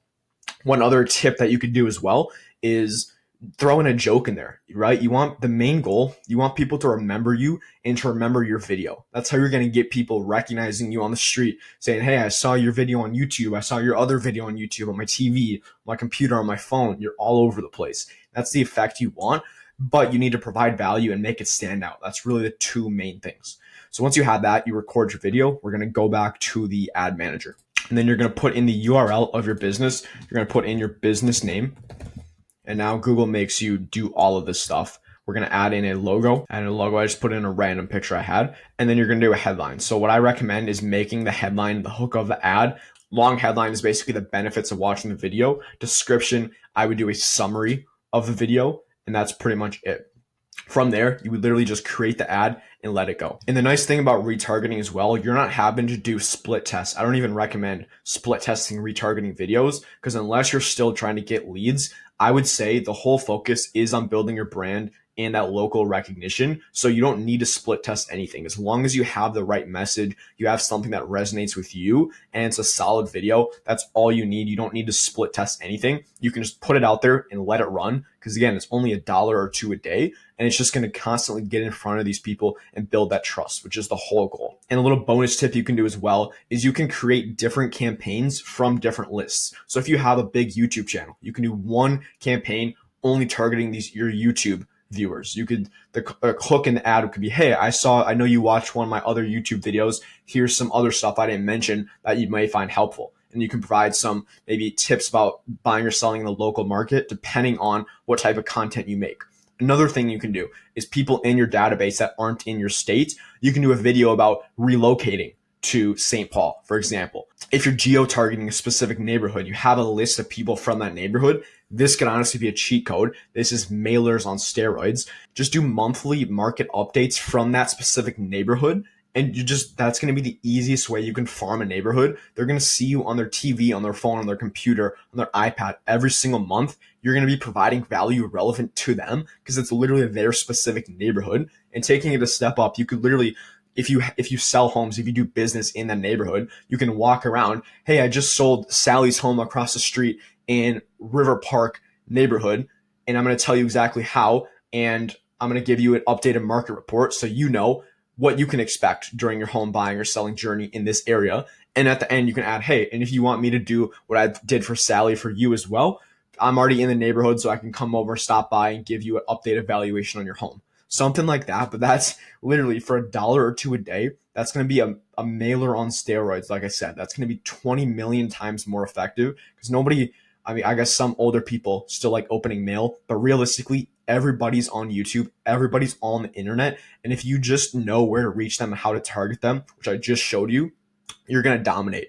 And the other thing is nobody else is running YouTube ads at this point in 2025, which is pretty crazy because of how effective they are. So the ones who get it early and have the right strategy are going to crush while it's still so cheap. Now, once someone clicks, your landing page is the most important part. That's how you actually turn these views and clicks into conversions. And I'm going to show you how to build one from scratch. So I'm going to be making all of this through the CRM high level. It's also a software. It's pretty easy to follow along with, but you can use your CRM, your software, KV Core, Follow Up Boss, I'm sure lets you create landing pages, but it is a pretty simple one. Just make sure you're able to create landing pages, create funnels on it. So you're going to go over to sites, and this one I created this funnel for this example. We're going to go to add new step or import. So the way we're going to do this, we have 3 different steps. We have the opt-in page. We have the thank you / pre-call page. We have the opt-in page. We have the opt-in page, we have the pre-sell / calendar booking page, and then we have the thank you / success page. So I'm going to go through all of these pages and make them with you. We're going to start with the opt-in page.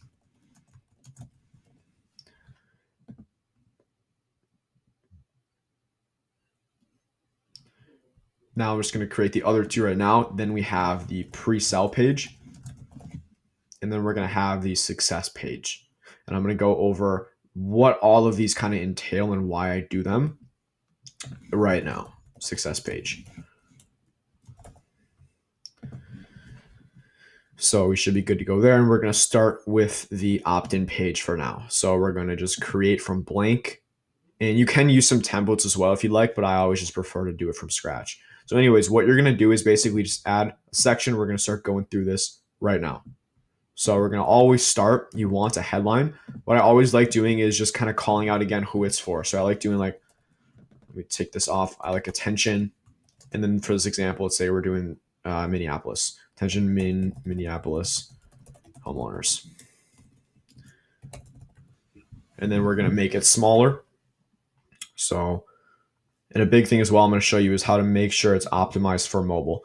And then we're going to bring this up. We want to up a little more. That looks better. Okay. And then what we're going to do is add another headline. I'm going to add a little space between this one. And for the headline, a way that you can do it and a way to simplify it is just putting the hook of the ad. So for this example, you could do how to add or how Minneapolis sellers are adding $23,000 to their home's value. I don't know if that's the right use of that, to be honest. But anyways, we're definitely going to make it bigger because you want this to stand out. Perfect. That looks good. And then what I'll do with this as well, I'm going to make this red. So bold text color, make it red. That looks good. I'm going to put this up a little bit. Decrease the padding. Perfect. Now there we go. Now that's really all you need for the headline. And again, we want to look at it on mobile. See, it's way too big on mobile. So we're going to make it a bit smaller. Ideally, the less lines, the better. So this would be, you could do that. I prefer 3 lines like this. So we definitely want to make this one smaller. And you can see, there we go, it looks a lot better. Now from here, what I like to do is add a 2-column section. Right here, this is going to be where we put an image of the lead magnet. So in this, I always recommend doing a guide. You can do a checklist, you can do a home valuation, but where is it? Image. And then right here, this is basically where we're going to add the form. So we're going to have a form in there.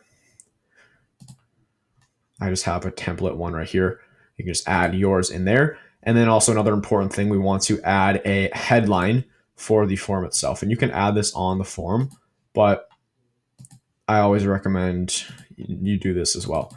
So enter your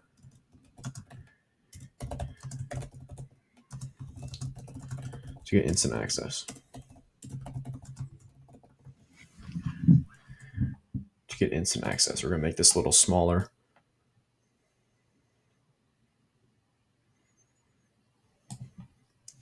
And then right here, this is where we're going to add a picture of the guide.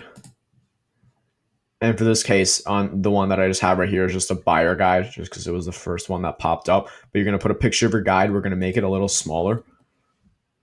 Not that small. Make it a little bigger. So that's what you want to do. Again, we want to look at it on mobile. The big thing here, we want to make sure that the form is popping up before this. So what we're going to have to do is duplicate.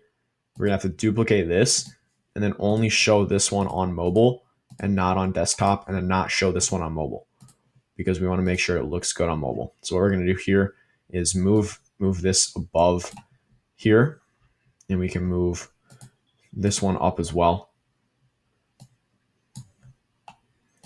above this form. And then I just want to add this emoji right here just to kind of reiterate where I want them to be. So right here, yeah, we're going to have to duplicate this again. Unfortunately, that's just the way it is. So we're going to hide this one on mobile and only show it on desktop. And we're going to hide this one on desktop, only show it on mobile. So then we can add this one right over here. We have to duplicate this, only show this one on mobile, and then only show this one on desktop. And then we can move this one right over here. There we go. So here's what it looks like so far. You can see pretty solid so far. And then you can see again, it looks pretty good right here with the form. The big thing is you want it to be above the fold. So when they go to the page, you don't want them to have to scroll down a bunch. So we're going to decrease the padding and make it a little more easy to navigate. So there we go. We have this. What we're going to do when they click on the image, you want it to open the pop-up. Or you actually want it to, in this case, scroll to element, and then we'll scroll to the form. So it's basically this headline right here. And it's already right there, so we don't need that. Now right here, what I do is add another column. This is where we're going to have a bullet list. We're basically going to list off all the benefits. So we're going to, number one, make this section less wide, and then we're going to add stuff. So learn how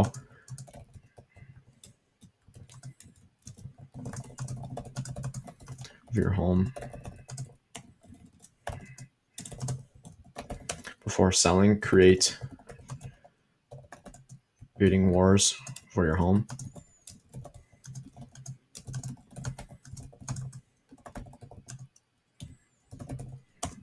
And see how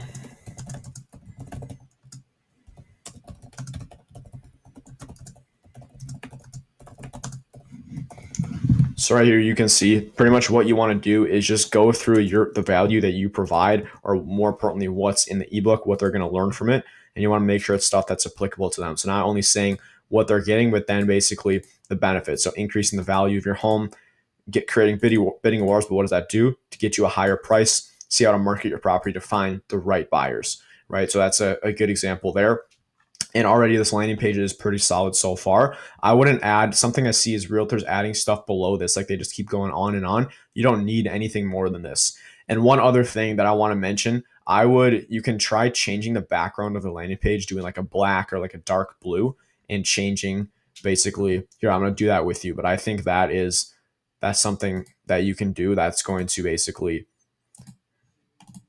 help it stand out. That's a big part. So, and then we'll change this. Where's the text? Change it to white. Change these to white. And then we'll change the icons to green. There we go. See, and it just makes it stand out a lot more. And now we'll check it on mobile because again, this is the most important part. And I would put these bullets above this on mobile. So I'm going to duplicate this. I'm only going to show this one on mobile, only show this one on desktop. And I'm going to move this up above here. So we're showing the benefits before they see this because they don't need to see that first. They want to see this.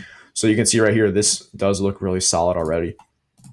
And there we go. And we're going to obviously preview it, but that's a pretty good start right there. It looks really good. One other thing I want to do now is just add a button down here because if they scroll down, you want to make it as easy as possible for them to go back up. You could also add the form again, but I would just add get your free ebook.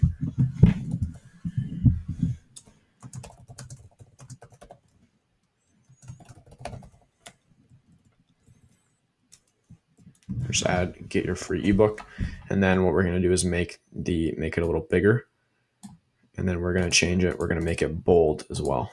Whoops. Get your free ebook. What we can do as well is make it rock. See right there, and we're going to make it red so it kind of matches up with that because you want it to stand out.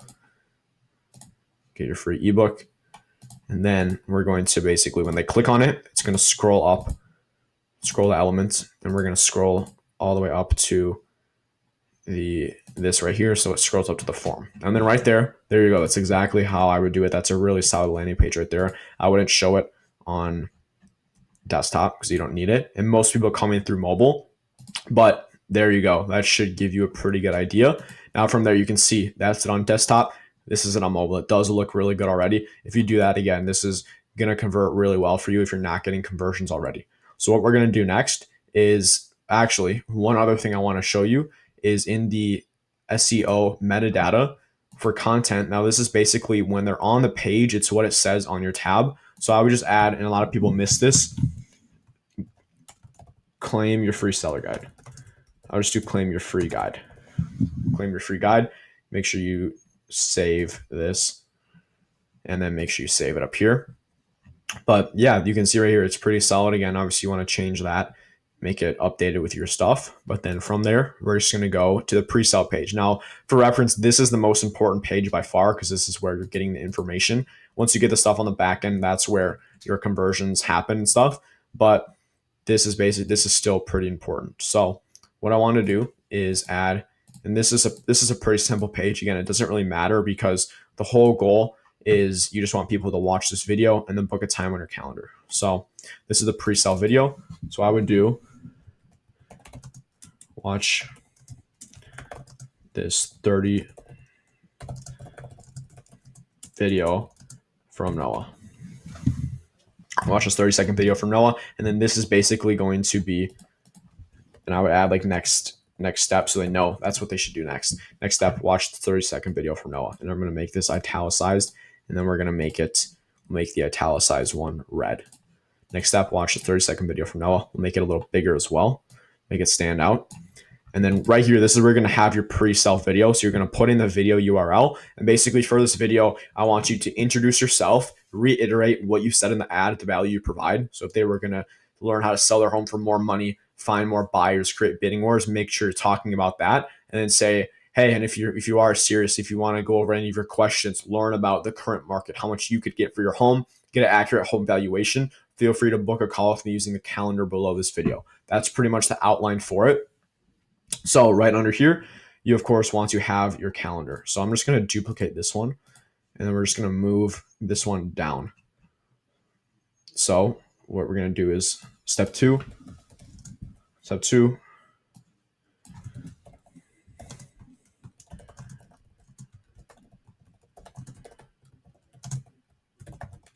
book your free strategy session with Noah. So, and the big thing, like I say strategy sessions because I don't want to make it seem, you don't want to make it seem like a sales call, or like you're just going to be selling them. So and you actually are going to help them on this call, right? So you want to just make sure you're iterating that you're actually going to be providing value. So you're going to add in your calendar right here. Select your calendar. I just have this one right here. And then from there, that's really all it is. Super, super simple. That's really all you need right there. And then again, I'm going to update the SEO metadata, change it, add the title, free strategy session with Noah. Okay. And then we're going to make sure we save that, and we're going to save it right here. And then one other important thing, we need to check it on mobile, and also make sure that when they do book a call from your calendar, make sure it goes to the next step. So that's important as well. And then we're going to check it on mobile. See, it's all messed up on mobile. So we're going to make it smaller right here. 2 lines ideally. Perfect. And step 2. Make them the same size, 26. 26. And again, go to next step. Now we're all set with that. Perfect. And what I'm going to do as well, I'm going to put this down more, because my thought process behind this is I don't want them to see step 2 before they watch step 1. So I'm going to make this down a bit more so you can't see that right away. So I like this. It's not too overwhelming. So we're going to do something like that. We're going to save it. Looks good right here. And then we're finally going to go to the success page. So on this page, basically the whole point is getting your brand in front of them as many times as possible and just continuing to build trust. So I'm going to go through this quickly because it's not as important, but you're basically just adding headlines. Success, your appointment is confirmed.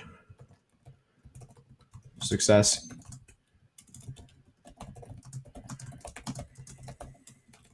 is confirmed. And one thing you can do as well, you can add in custom values. So for appointments, start date, time, and then you can do time zone.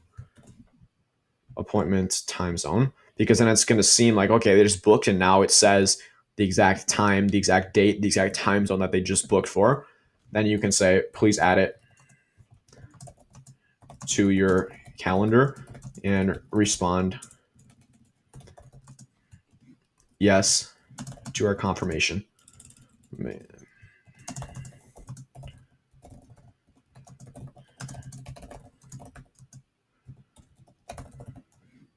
To our email.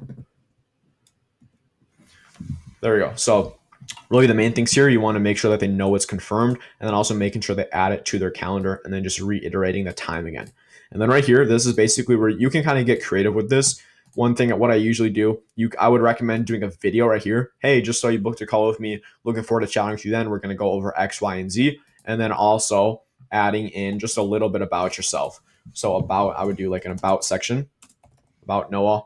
And then I would just give some information about you. You can just do your Zillow description, your bio, but just add some stuff about you so they can get to know you a bit more. And then under here, what I want to do is always add reviews. So I would say, see what others are saying. See what others are saying about Noah. And then right here, I would just add as many reviews as possible, just basically hammer them with reviews. So I would just do image, and I would just keep duplicating that a bunch. So you have a ton of reviews right here. And then under here, I would also do number 1, if you have a YouTube channel, this is what I like doing for agents who have a channel.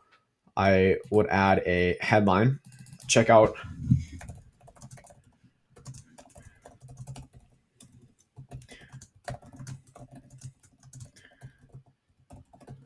about living in Minneapolis for this example. And what you're going to do there is you're going to add videos. You're going to duplicate these, add one in each, make it look professional. And then right there, you have that. And then what you can also do, one other thing that I like doing is add in, what I want you to do is go over here, add in custom code. You're going to, duplicated the wrong one.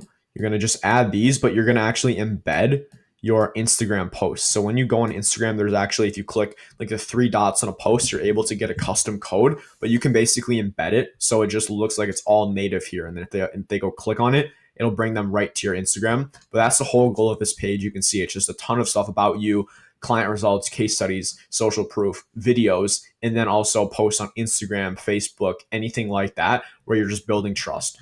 And then we're going to go to SEO metadata and do success page. Actually, we can do appointment success. We're going to save it. And then we're going to have to check it on mobile as well. Make sure we save it. This happens before I forget to save it. I do all this work and then it just is gone. We're going to make it smaller, make sure it looks good. There we go. Solid. Perfect so far. Check out, make this smaller for sure. And then we're going to add more padding in between here. Just make sure it looks better. That's really the big thing, is just cleaning it up, make it look professional, align with your brand. Wrong way. Okay. There we go. Then you have your YouTube videos there. You have all your posts there, and then you'll be all set to go. So just recapping everything, we have the opt-in page. This is the most important page by far. If you're not getting results with your YouTube ads, maybe you're getting a lot of clicks, but you're not getting anybody actually converting into leads, it's this page. Probably something with your headline. Maybe you're not calling out who it's for, but also if your headline is different from what you're saying in the ad, it's not going to resonate with people, and you need to make sure it's congruent. And then also having your form above the fold, that's an important thing. So what I mean is when they load on the page, they see your form, they don't have to scroll down for it. Also showing a picture of the guide, reiterating the value, but then making sure it looks good on mobile, right? That's the most important part. It looks really good. Making it as easy as possible in them. And then with the pre-sale page, just outlining the next step. Hey, watch this video, then book your strategy session. So you're getting people booking right on your calendar. Those are almost like referral quality leads because they already basically know, like, and trust you, and they actually chose to book a call with you rather than you reaching out. Then from there, you have all your appointment automations going out. You're confirming the appointment immediately via text and email, and then just hammering them with social proof about you, about your brand, about who you are, and just building more trust before your call. Right. So that's exactly how you do it, how I do this to get listings.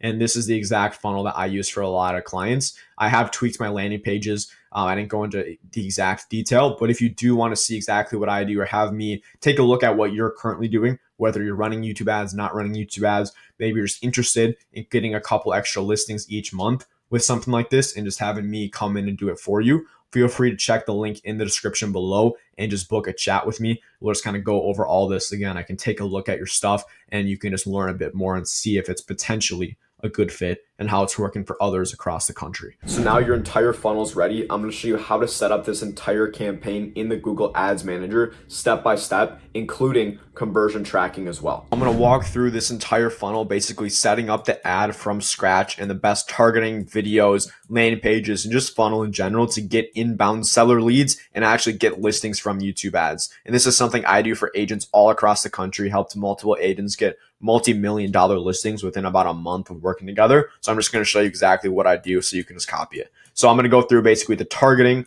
the video. I'm going to go through basically all of this stuff. And basically it all comes down to you're only getting warm leads coming through. It's all high intent. You're getting people calling you, hyper personalized ad to warm people up, etc., etc. But I don't want to waste more of your time. I'm going to show you exactly how I do this again, so you can just replicate it in your market. So what I'm going to start by doing is we're going to go to the Google Ads Manager. And the first thing that you want to do is once you're in there, you're going to go over to goals right here, this little trophy. And the reason we're doing this is because you need to set up conversions manually. It's not like Facebook or Instagram ads, if you tried those, where it's all through the Facebook lead form and it tracks it for you.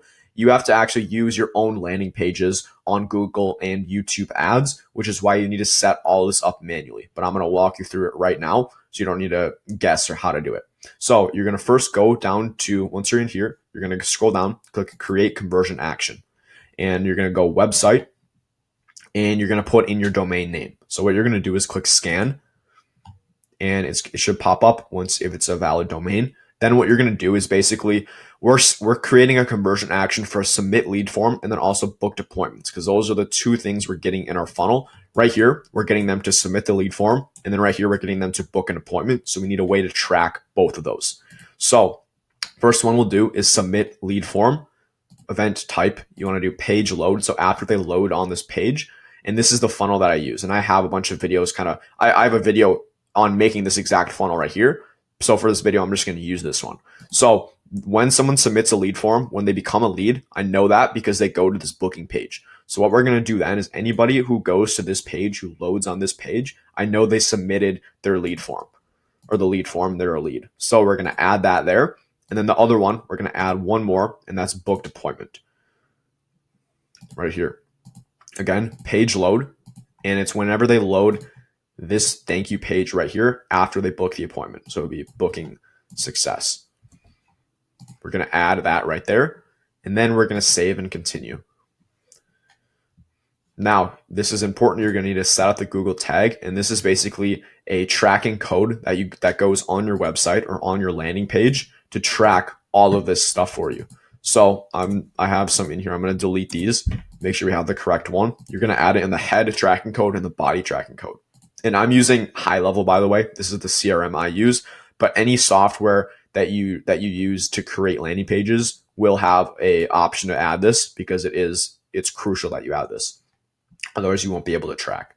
So the last thing we're going to do is go on the landing page right here, tracking code. I'm going to delete this, and then you're going to paste in yours under header tracking. So you're going to make sure you save that and then publish it to make sure it's published, and then it should be tracking all the data. Now what you're going to do is X out of here, click done, and we're going to have to troubleshoot these, because usually they don't start tracking right away. So we're going to click troubleshoot, and we're basically just putting in, we're going to test the conversions to see if they work. So first one is submit lead form. So it's whenever they load this booking page, that's how we know they submitted the lead form. So we're going to go over here. We're going to paste that in there.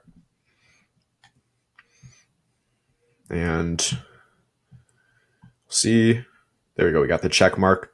We're good to go. That one's set up. We're going to leave this page, and then we are going to troubleshoot the booked appointment one to make sure that's set up. So whenever somebody loads this thank you page, that's how we know that they booked an appointment. And sorry, my camera's going all over the place because I have to keep changing tabs. Now, should get the check mark. There we go. So now we know it's all set up. We can close this, leave this tab. So now that that's set up, now we can actually get into making the ad. So what you're going to do from here is go to create, and you're going to click campaign, because we're going to create a campaign. Now, for real estate, for seller leads, of course, only want to do leads. Don't touch any of these other ones.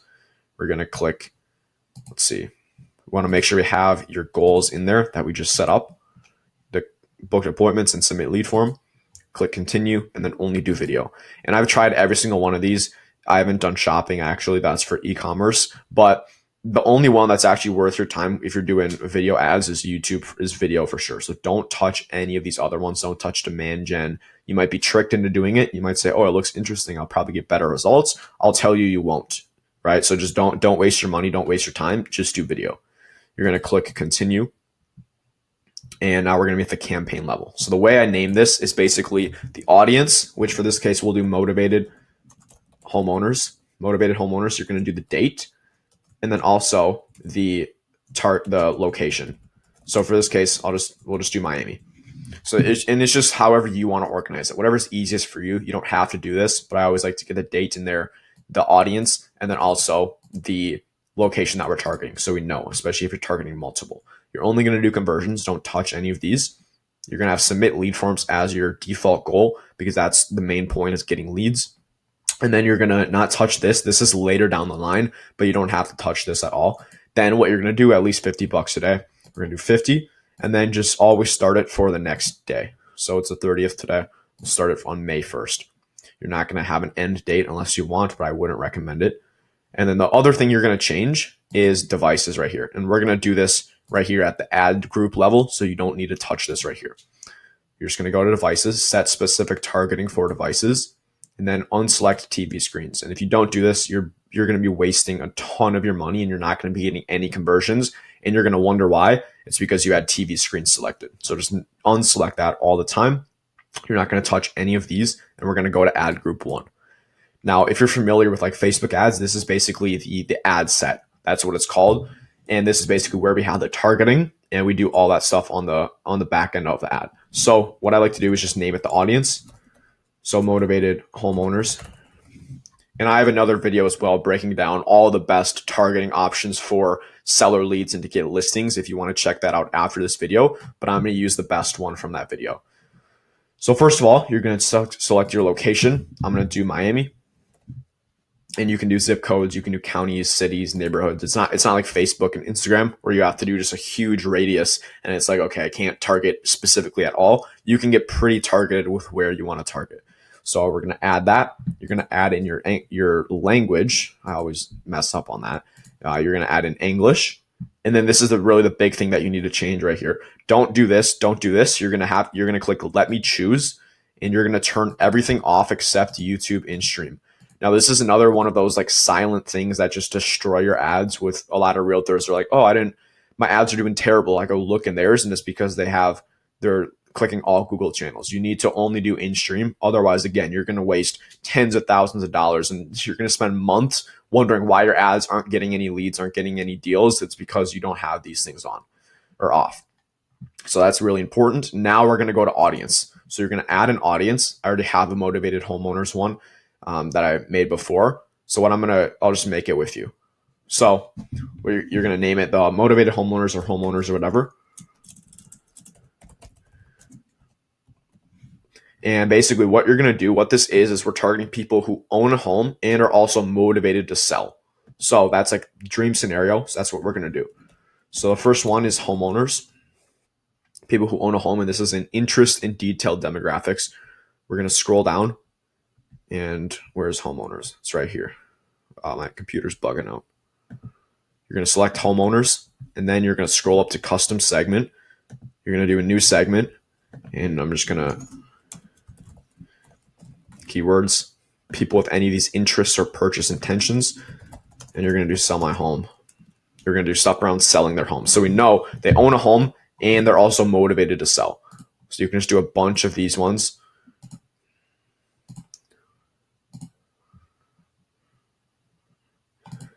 Stuff like this. So we know, okay, somebody's probably looking this up. They're looking to sell their property. You can get pretty targeted with this on what you want to do, but those are really good. So we know if they're looking this up, they own a home, they're probably looking to sell. If they're looking up how to sell my home. So you're going to have that. And again, that's a really, really solid audience for sellers. You're going to save it.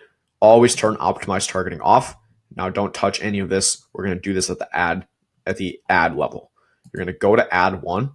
And this is basically, we're 85% done. This is the easiest way, or the easy part, the home stretch. So what you're going to do is just video ad. Always, you need to be testing different hooks, like I say in all my videos. And I have a video, I think my 1 or 2 videos ago, I go through exactly how I test. So that will be helpful, but you need to be testing. So name this the hook of your ad. I always recommend testing different hooks because you need to see which messaging resonates and works the best in your market specifically. So you're going to scroll down. We're going to turn this off, and you're basically going to put in your landing page where you're sending people. So it's going to be the opt-in page.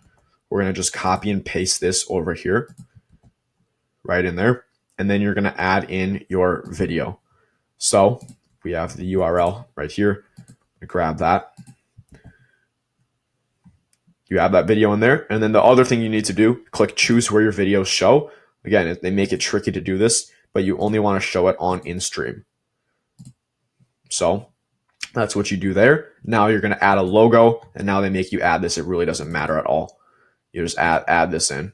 And this is a bad logo. It doesn't fit, but make sure you have one that fits. It realistically doesn't matter at all, though. You're going to click save.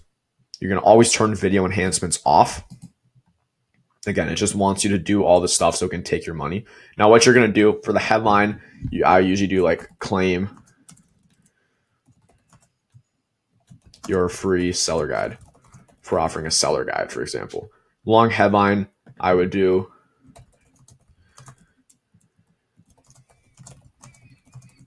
new way to sell your home fast, something like that. You obviously want to talk about what you mentioned in the ad, and then this, you can kind of give a summary.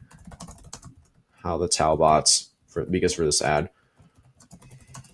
sold their home for $30,000 over asking price. And there you go. And you can add more, but I never do. I would not do that, to be honest. I would just keep everything as is. Do learn more, just always the default one I go with. And then you just enter in your business name. And then don't touch any site links. Don't do any of that. It says 4 or more to maximize performance. I'm going to tell you it doesn't. I just never touch that.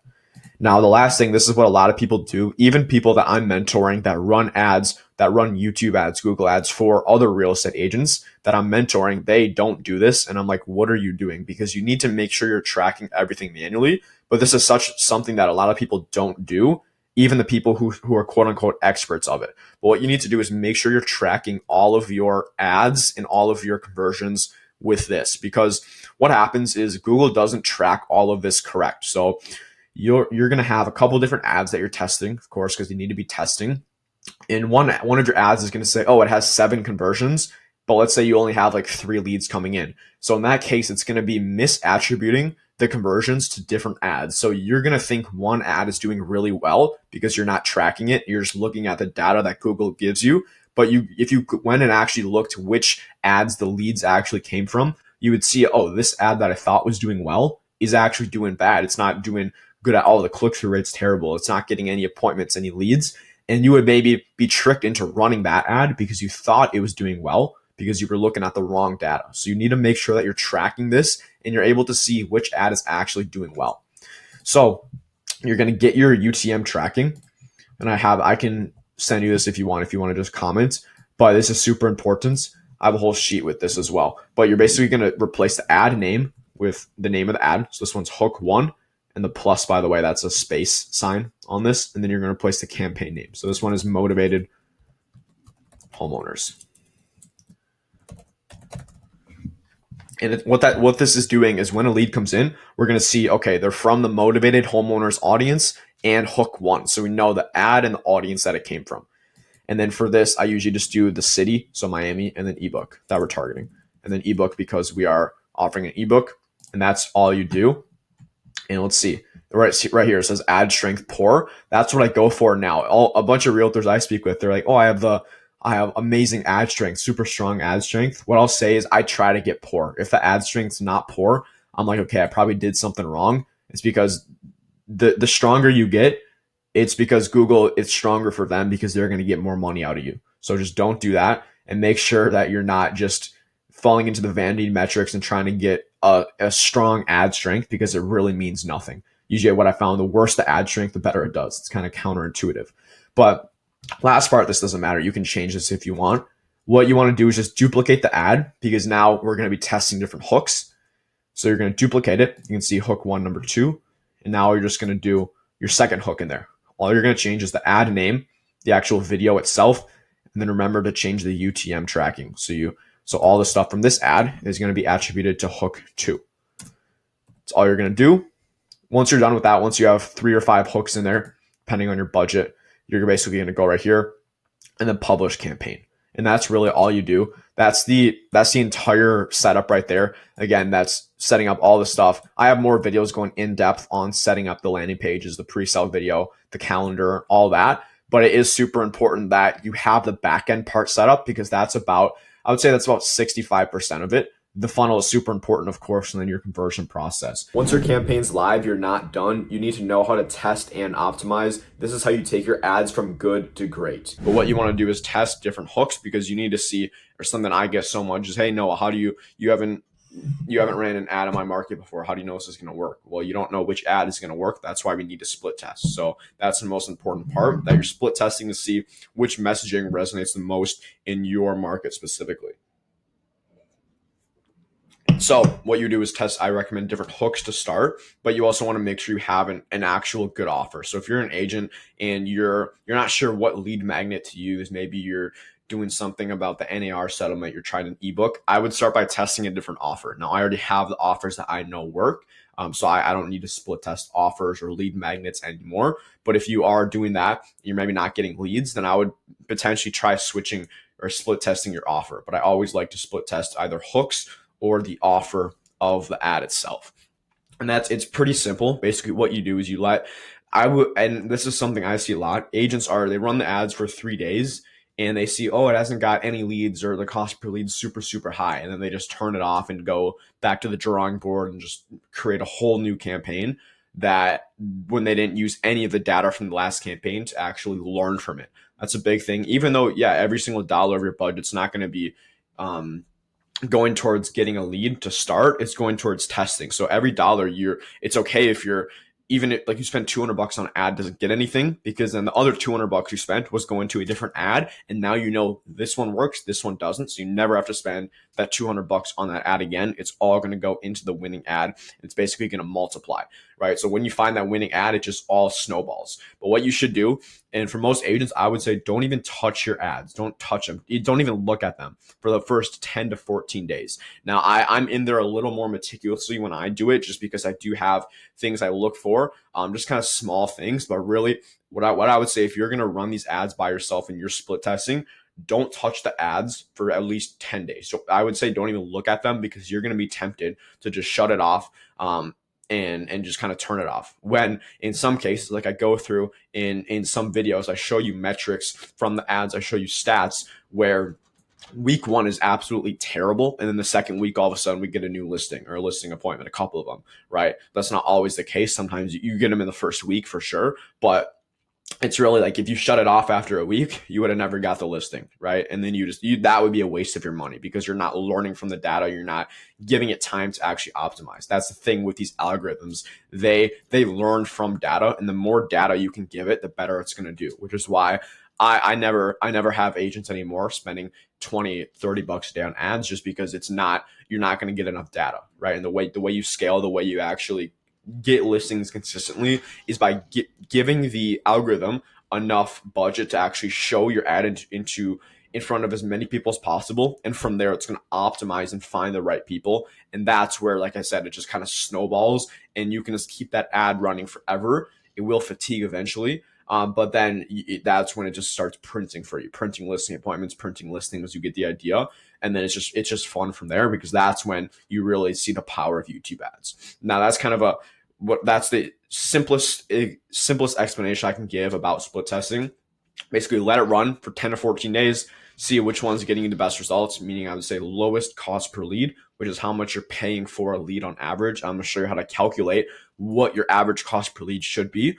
But then also you want to you can look at like click-through rate and stuff, but realistically you want to see where the best appointments are coming from, where the listing appointments are coming from, and then also which one is getting the lowest cost per lead. And usually that's the winning ad. Shut the rest off, and then just put all your budget into that one. You can also do a split test after that, but I'm sure I'm confusing some of you guys. So just stick with that for now, and you're gonna be in a really, really good place. I'm telling you right now. So now that we have all that out of the way, we have all of this, you're ahead of 99.999% of agents running ads, which isn't saying much, to be honest. I've seen a lot of them, but I'm going to show you even some more saws right here, something I haven't really seen anyone else talk about on YouTube. I learned this from a mentor, so I'm going to kind of give you guys an insider. So when I talk about like cost per lead, like average cost per lead, what that is. So first, cost per lead, it's pretty self-explanatory, but how much are you paying for a lead? Now, in every single market, it's going to be different. You're going to pay more for a lead in Miami than you are going to in Des Moines, Iowa, which some of you might not even know what that is, but it's just a very different market. So the way you find it, and like to give you reference, like if you're in a market with $1 million homes, obviously the cost per lead is going to be higher than if you're in a market with $200,000 homes, right? That's just the way it is. It's pretty obvious. But the first thing we're going to do is we're shooting for a 7 to 10 times return on investment with these ads, right? So that's the goal. So if you're putting in $1,000, you want at least 7,000 to 10,000 back. So the way you break it down is you take your average GCI per deal. So if you're making, if your average home price is, I don't know, 600,000, your GCI is about 10 grand, I would say. That's just off the top of my head. I think that's what the math usually comes out to be. Or like even 500,000, your average GCI is probably like 10 grand. Right. So it's keeping it simple. What you're going to do is take your average GCI per deal, what you're making after the splits and everything. And if you're making 10 grand, what you're going to do is multiply it by 0.1. That's going to be 1,000. And then you're going to multiply it by 0.142. So basically, you're going to multiply your average GCI per deal by each of these numbers. This one is a 10 times ROI. This one is 0.142. Or 7 times ROI, excuse me. Now, what you're going to do is the average conversion rate with YouTube ads is 10%. Some agents have even higher, some have lower. It all depends on your skill level, but that's pretty typical across markets that I've seen. But I also do mainly work with agents who do have a track record converting leads in the past, which is why the conversion rate is pretty high. But from there, you're going to take the average conversion rate at about 10%, and you're going to multiply these numbers that you get. So after you take 10,000 or your GCI times 0.1, you're going to get 1,000. And this is for the 10 times ROI. You're going to multiply 1,000 by 0.1 to get 10% of that, and that's going to be 100. So your average, your lead cost KPI, and this is for seller leads, is about $100. So even if you're getting seller leads for $90, again, these are going to be very motivated people. YouTube ads are different from a lot of stuff out there. You'd be surprised, but you would be willing to spend $100 to get a lead. And that's the target cost per lead in your market. Now, what you want to do is also multiply, get the 7 times 1, because at 10 times that's on the lower end. So it's going to be like 100 to like $115 is what your target cost per lead is. So the way you do that is when you're testing the stuff, or how you can see how you know how long to run an ad. The first thing you can do is just not touch it for 10 or 14 days, which is the easiest way. But also let each ad spend 2 to 3 times your target cost per lead. So if you're in this market, you make about $10,000 per deal. Let each ad, before cutting it, let it spend at least 200 to $230, right? That's two times your cost per lead that your target is, right? So that makes sense. You want to give it enough data. You don't want to cut it too soon. So if your target cost per lead in your market's $100, you should be willing to spend $200 on an ad. And if it doesn't get anything within that time, then I would cut it. But then when you're testing, you're going to find a couple of ads are within your target cost per lead, and those are the ones that are winning. Those are the ones that you want to just allocate the rest of your budget to, because you know it's performing well based on your market. So if you're going out there and saying, yeah, I want a $50 cost per lead, well, that's not the way it works unless your market is lower home prices. You just need to see and understand how it works, how the algorithm works, because it's of course, again, going to be more expensive if your home price is more expensive, because that just wouldn't make sense for Google, because they would be losing so much money. They can't afford to pay out 50, 60, 70 times the ROI that you're putting in, even though I've had agents get like a 45, 50 times ROI, but that's kind of once in a while, not consistent. But if you're looking for consistent results, you want to systemize your business where okay, if we're putting this much in, we get this much out. You need to do this. You need to understand how this works. Even with a solid setup, most realtors still mess this up. So I'm going to show you how to avoid and fix the common YouTube ads mistakes so that you can improve your YouTube ads instantly. So why have I followed every single tutorial on the internet, watched all of Noah's videos, and my YouTube ads are still getting a ton of clicks, which is awesome, but they're not getting anybody actually opting in, or barely anyone? My cost per lead is like $1,000. Well, that sounds like you want to improve your conversions and just get more leads coming in, more appointments, more listings from your YouTube ads. I'm going to show you the 4 big things that I see are messing up a lot of agents and they're doing wrong, that you can simply optimize right after watching this video. And it's super, super simple. So the first one is the lead magnet. Second is your landing page. Third is your audience. And fourth is placements. And these are all, again, super simple, but also super, super effective. I'm going to show you what works, because on this channel, I give all of it away so you can go and just do it yourself. So getting into it first, the lead magnet. So first, what is a lead magnet? Why do you need one? So a lead magnet is basically how you're getting people to actually opt in. Now, I'm going to say right now, if you're watching this and you say, Noah, what's a lead magnet? And you're running YouTube ads, I'm going to tell you that's why your YouTube ads aren't working. If you're going out there saying, hey, I'm Sally Johnson. If you're thinking about selling your home anywhere in and around the Detroit metro area, give me a call. Well, Sally, I'm sorry to break it to you, but if you're doing that, that's why your YouTube ads aren't working. So number one, what is a lead magnet? It's a way how you're getting people to actually click in to your ad, click on your ad, and actually put in their information, right? Nowadays, everybody's asking for people's information, that we are in such a trust recession in 2025, meaning people just don't trust anyone anymore. So asking for someone's, even just their name and phone number and email, is like asking them for $100,000 20 years ago, right? Maybe not to that extent, but you get the idea. You need to give these people a reason to, number one, trust you, but also to actually put in their information, because that's valuable. And just speaking from experience right now, I also ask questions like getting their address, getting their timeline for selling their home, stuff like that. And you can only do that. You can only ask questions like that on the front end and get people to actually opt in consistently if you have all of these things in line. So the first one's the lead magnet. So you need this because you need to get a way for people to trust you and also to want to opt in. So let me break this down for you. So first, a good way to see if you have a good lead magnet is ask yourself, would I pay at least $50 for this? Would somebody pay $50 for this? And if it's a clear no, like no shot, this is worth $50, then definitely go back to the drawing board, rethink it, recreate it. You can use ChatGPT. You can hire someone on Fiverr to help you out, but you need to make sure it's worth at least $50. If it's not, you for sure need to increase the value somehow, make it more unique, but just ask yourself that question. So once you see your lead magnets at least worth $50, the next thing you can go to is this: speed to value. How quick are these people actually getting the lead magnet? Is it instantly? Is it in 6 months? Is it in a week? Is it in 20 minutes? Right? The quicker you can provide them the value, the more valuable they're going to perceive your offer. Because even if it's, for example, and it's kind of going back to, I saw this one experiment, I'm sure you guys have seen it, where a couple years back, I don't know how long ago they did it, but they gave kids a marshmallow. You could eat one instantly, but if you waited like 30 minutes, you would get a second one. And most of the kids just ate it instantly because the speed of the satisfaction of eating the marshmallow or getting a lead magnet is greater than waiting just to get a little extra bonus. So I think speed is always super important. If you can deliver them your lead magnet as quick as possible, ideally instantly, you can pretty much automate everything. That's what I do. Everyone gets the lead magnet for my agents that I run these YouTube ads for instantly. And that's a really good selling proposition. It doesn't need to be the best thing in the world, but if they're getting it right away and you make that clear, it's going to increase the value perception of them and how they perceive your lead magnet and your offer. Now, the next part is low effort. Is your lead magnet something low effort? Now, if you're telling them, oh, we have the best thing in the world, but you need to put down a $200,000 down payment, you need to hire this amazing contractor team to come in and just turn your house around, it's going to take just a couple weeks, right? That's not low effort at all. Ideally, people want something that's free and that's just as quick as possible. If they can do that, if you can provide that, and the lead magnet you think it's worth at least $50, there's speed to value, they're getting it almost instantly, and it's low effort.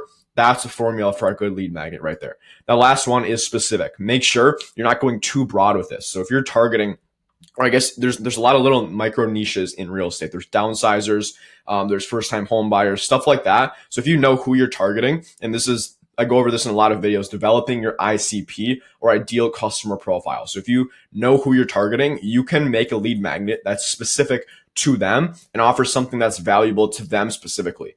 And it's like, for example, if you're farming a neighborhood, you want to make your offer as precise to that neighborhood and as relevant to that neighborhood as possible. Because if someone lives in, I don't know a neighborhood, if someone lives in Bobcat neighborhood and there's all these realtors saying, oh, if you live in this city, but then you see one agent saying, hey, if you're in Bobcat neighborhood and you're thinking of selling your home, I have something that might be helpful for you. And then you offer a lead magnet based around that. That's going to be so much more valuable for those people who live in that neighborhood, right? So just think about that.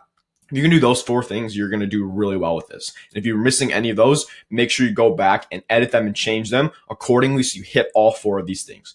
So now once we have our lead magnet, and this a lot of times is the first thing you should change, because even if you have the best landing page, the best audience, the best placements, even the best video, but your lead magnet's terrible, you're not going to get anyone to opt in the first place. So make sure you have that dialed in. Second part is the landing page. Now I go through this in a lot of videos. This is an example one.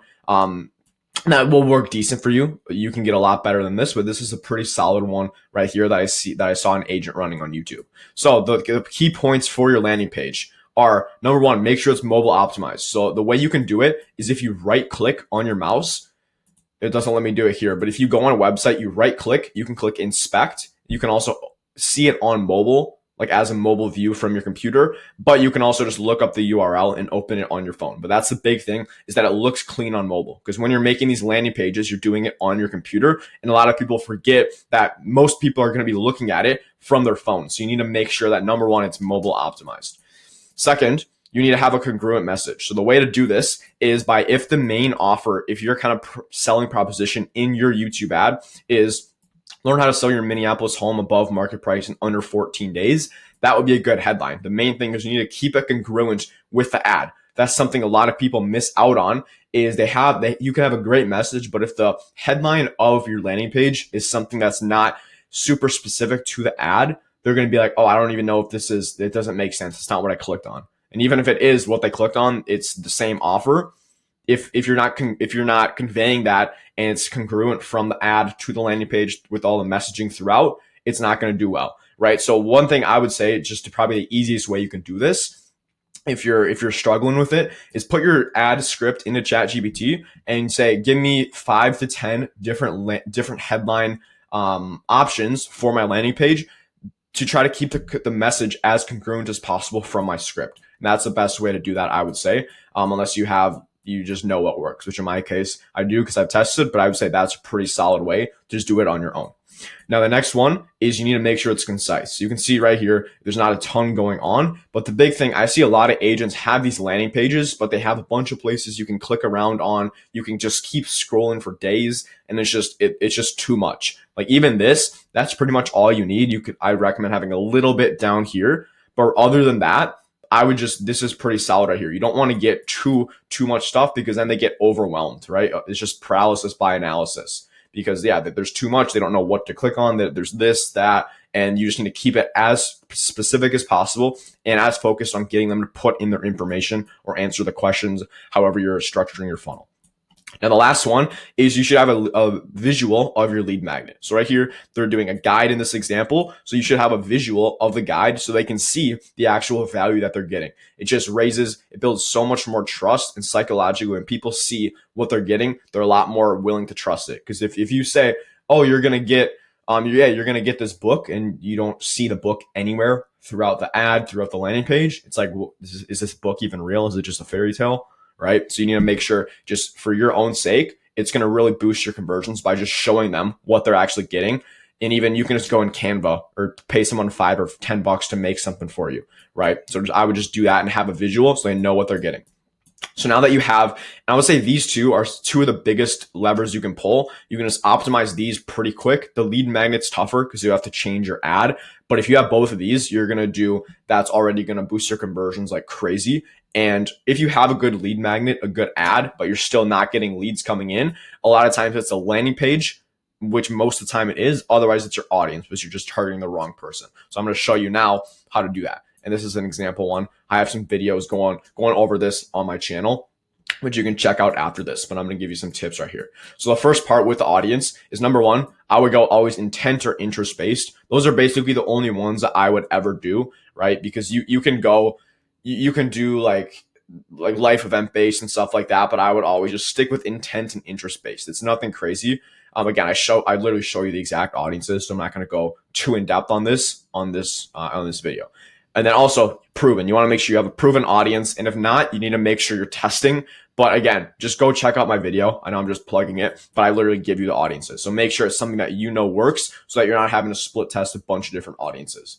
Now, the next part is you need to have a correct audience for the messaging, right? So if you're targeting, it's pretty straightforward, but if you're targeting buyers, make sure you have a buyer audience in there. If you're targeting downsizers, do some keywords around downsizing their home, do like retirement planning and stuff like that. So just make sure your audience is congruent, again, that word congruent, with the lead magnet you're offering and who you're actually trying to bring in. And then lastly, you want to make sure it's not too broad or too niche. It's right in the middle, right? Just like Goldilocks says. But yeah, the main thing is like, this shouldn't be a problem. Just don't add 100 keywords in here. Don't do like one targeting. I would do just kind of in the middle, which you'll be able to get a feel for it. You can also see the available impressions it will give you.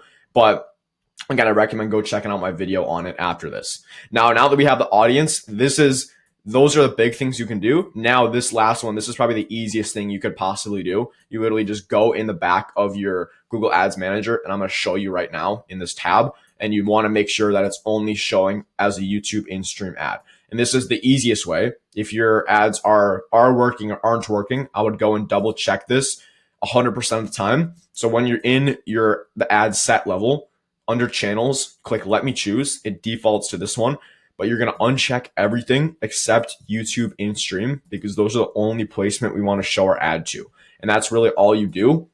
But that's really going to have a really big effect and save you a ton of money, but also get you a lot more conversions for cheaper, right? So those are the 4 levers. Again, lead magnet, the landing page, audience, and the placements. And I can guarantee you 150,000%. If you do those, your ad's going to be better than it was before. It's going to be exponentially better than it was before. And you're going to actually start getting high quality people converting, not just views. You're going to get conversions on your ads, and you're going to start making money from YouTube ads like everyone says you would.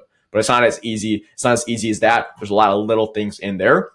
But I just want to give you all this away for free so you can go out and do it yourself. But having said that, if you do want me to come and implement this for you, maybe you don't have the time, you just want to stick with what works, feel free to check the link in the description below. It should be the first link, and you can book a call with me, and we'll basically kind of just go over how this would look in your market, in your business specifically, see what you're looking for, your capacity in terms of how many deals you're looking to take on a month. I also do have a guarantee in there as well, so you can see if you qualify for that, but we'll go over all the numbers, all that sort of stuff, so that if you want to book a call with me, apply to work together, feel free to check the link in the description below. Now you have the exact setup, the strategy, the fixes, all that stuff. Now let's go into some real world examples, see how this is working for agents across the States and Canada, starting in Vegas with Tina, who landed a $1.75 million listing in just 29 days after spending about $309 on ads, which is about a 45 times ROI. So let's get into it. I'm going to show you exact screenshots from her ad account.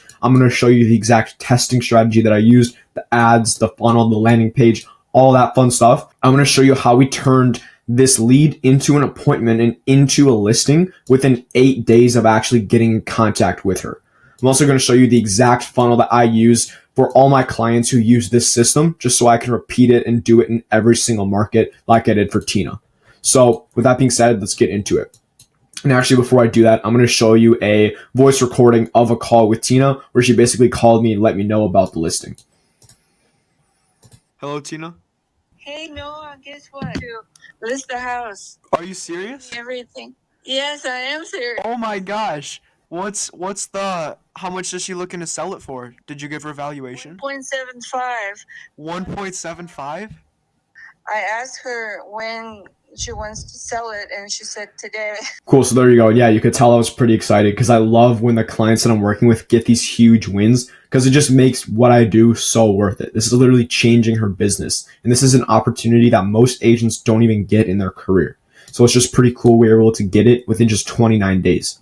So here's the actual screenshot from the ad tracker. So I track all of the data manually just because the Google Ads tracking isn't always correct. It was showing an incorrect number of leads and booked appointments. So I make sure to track all of this manually, and I highly recommend you do the same when you're running ads. So as you can see, started running ads on January 23rd, and this went until February 22nd. So 29 days, and you can see the weekly ad spend. Now, the total amount of ad spend was $309, and that's actually much less than you should be spending on YouTube ads. Now, the reason it spent this little is because we had some problems with verifying her account, getting the payment set up. Sometimes it declined it once or something. So I just had to keep basically pausing and resuming the ads, which is why they didn't spend the full amount. But even with that, $309, and it paid out to a $1.75 million listing, which is crazy. So as you can see in this time, we got 7 leads and 3 booked appointments. And that listing appointment came in week 3. So now I'm going to show you the exact ads that we were running and how I actually tested these for Tina to then get these booked appointments. So here's actually screenshots from her ads manager. So the way I started doing it was by split testing different lead magnets. And this was from January 23rd to February 9th. So the first 17 days of running ads. So like I said, I started by split testing different lead magnets. And this is something that I see most realtors mess up with and miss out on when they're running ads. They just don't have the time, they don't have the knowledge on how to split test, and they don't see why it's so important. But what I'll tell you is if you're not split testing, you're missing out on so many opportunities. So you need to be testing over and over again. Even if you're getting ads from somebody else that you've seen work, what works in one market is not necessarily going to work in the other. So there needs to be a scientific split testing process that you go through where you're just looking at the data, analyzing it, and making decisions based off of the numbers because the numbers don't lie. So that's the approach that I take. So in this case, we were split testing different lead magnets. One was accessing the best homes and another was an ebook for buying a home. Now you can see the stats here. This ad spent about $30. This one spent $30 as well. So pretty similar. But from this, I don't think any leads came in. Now it shows we got 6 conversions, but if we go back to this tracking sheet, I don't think there was any leads that came in, or we didn't have any appointments coming from those ads. There was 2 leads that came in, but they weren't the highest quality. So from there, I just kept them running for a few more days to see if they would increase, basically looking at the numbers and monitoring it. And I decided to basically shut them off because there was 0 booked appointments that came from it. So I knew that we can do something better. I need to maybe test a different kind of message. And you can also see right here, the click-through rate was 0.85%, meaning that's a percent of people out of 100 that would click on our ad. And usually what you want to shoot for with a YouTube ad is at least a 1% click-through rate. And as you can see right here, we were below that. So that wasn't a good sign. So on February 10th, about 17 days after running these ads, I shut both of them off because we didn't get any appointments coming in, and I started split testing again. So you can see this is from February 10th to the 22nd, the last 12 days. So in this case, I actually stopped split testing lead magnets and I started split testing different hooks. So as you can see, these are the same exact ads, but I'm only testing different hooks. So the first 10 to 15 seconds of the ads. And even just from doing that, you can see huge changes in the click-through rate that we're getting. The exact same ad, it's just the beginning is different. So you can see this one has about a 3% click-through rate, which is very, very good. 2.49 and 1.32, with the average click-through rate being 2.56, which is very, very good. And just from testing these different ads, the click-through rate is over 300% higher than it was previously. So that's the importance of testing. And then after a bit of time and running these for 12 days, we can identify the winning ad. You can see this one had 5 conversions, and I was manually tracking those as well and making sure that most of the leads and appointments were coming from this ad, and it was correct. So in this case, the ads manager was correct. But you can also see that this ad was getting the most spent about $121. The other one spent $53 and then $27. And typically what that means is the ad that's getting the most spend, the ad platform is determining that is the best ad for your audience. So you can basically see which ad's doing the best by which one's spending the most. Now that's not always a way to do it, but that's just kind of how the algorithm works. So from there, I actually, as of recording this, I paused the other 2 and I'm just running this one right now. And actually, as of recording this, I got 2 other appointments come in within the last 2 days for Tina, and they just booked right on our calendar. And I'm going to show you the funnel on how we actually do that and how we got the listing as well. So now that I showed you the different ads, the split testing process, I'm going to go through the back end and how we converted this lead into an appointment. So once the lead came in, she basically went to this calendar page. Now this page has your calendar integrated there, so they can book directly on there, but also a pre-call video, or a pre-sell video rather. Now, the reason you need a pre-sell video if you don't have one already is because every lead that comes through your ad is cold. That's the problem with so many online leads. They just have no clue who you are. They're not familiar with you at all. So you need to try to bridge that gap and get them to basically know, like, and trust you before you're ever reaching out to them. And the best way to do that, besides having a conversation with them, is by video. So what that's going to do is warm up every single lead that comes through and get them familiar with you using that pre-sell video. And from there, I found about 1 out of 5 of the leads just booked directly on Tina's calendar. Now, in this case for the listing, that lead actually didn't book on her calendar, but I'm going to show you how we still converted her into an appointment with Tina. So every other lead that doesn't book an appointment directly on your calendar, but is already warmed up from that video, we're going to call them within 1 to 2 minutes. So what I did, I actually do this personally for my clients. I call every single lead that came in. So when this new lead came in, I called her instantly.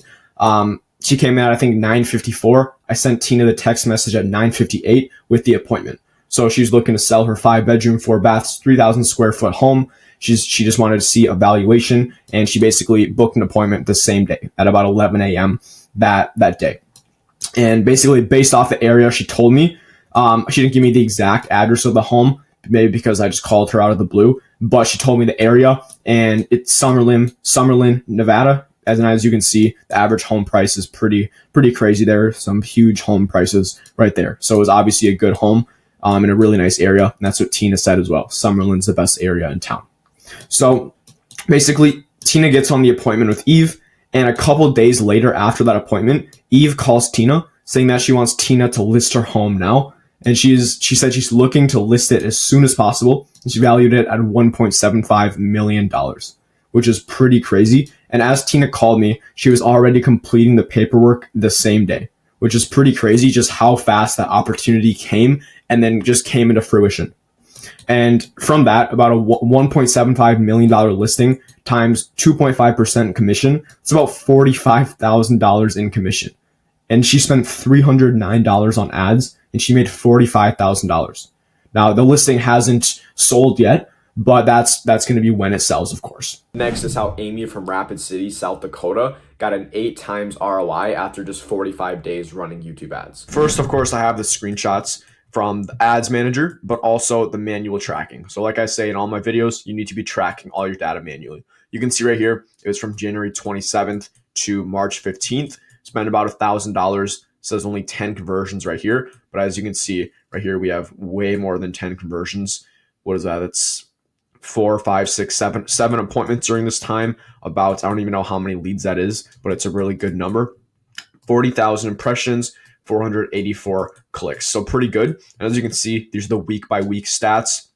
You can see all the ad spend. One week it spent pretty high, but yeah, you can see we spent $957 during this time, and we're getting a good amount of leads. You can see 10 leads this past week, and the cost per lead is increasingly going down. So that's one thing I want to mention. You can see up here, it's a bit more in the first 4 weeks, but then it suddenly just drops down to like 14. And that's what I tell all the realtors I speak with about YouTube ads, that, hey, the first weeks are going to be slower. It's not going to be the best in most cases, but if you can just stick it out and just stick with it, you'll see the results literally increase over time, which is not typical in other platforms like Facebook or Instagram ads, for example. So if you stick with it and you're willing to say, okay, I'm going to commit to do this for 90 days, that's when you're going to see results, because you're giving the algorithm time to actually learn and optimize based on who you're actually targeting.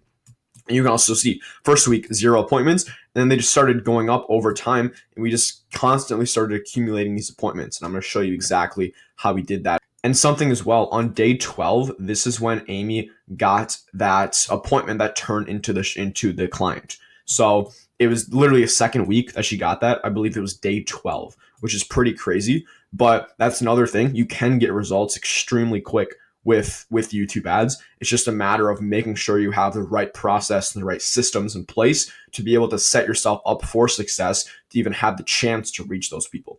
So this is the next one, and I just forgot. I didn't blur out the number at first, so I just did that.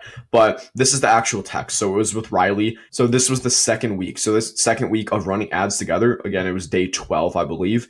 And basically, this lead came in. I called her, pre-qualified her, and then just booked her right on Amy's calendar. So you can see budget up to $340,000. She said what she's looking for, currently renting, so she'd be a first-time home buyer.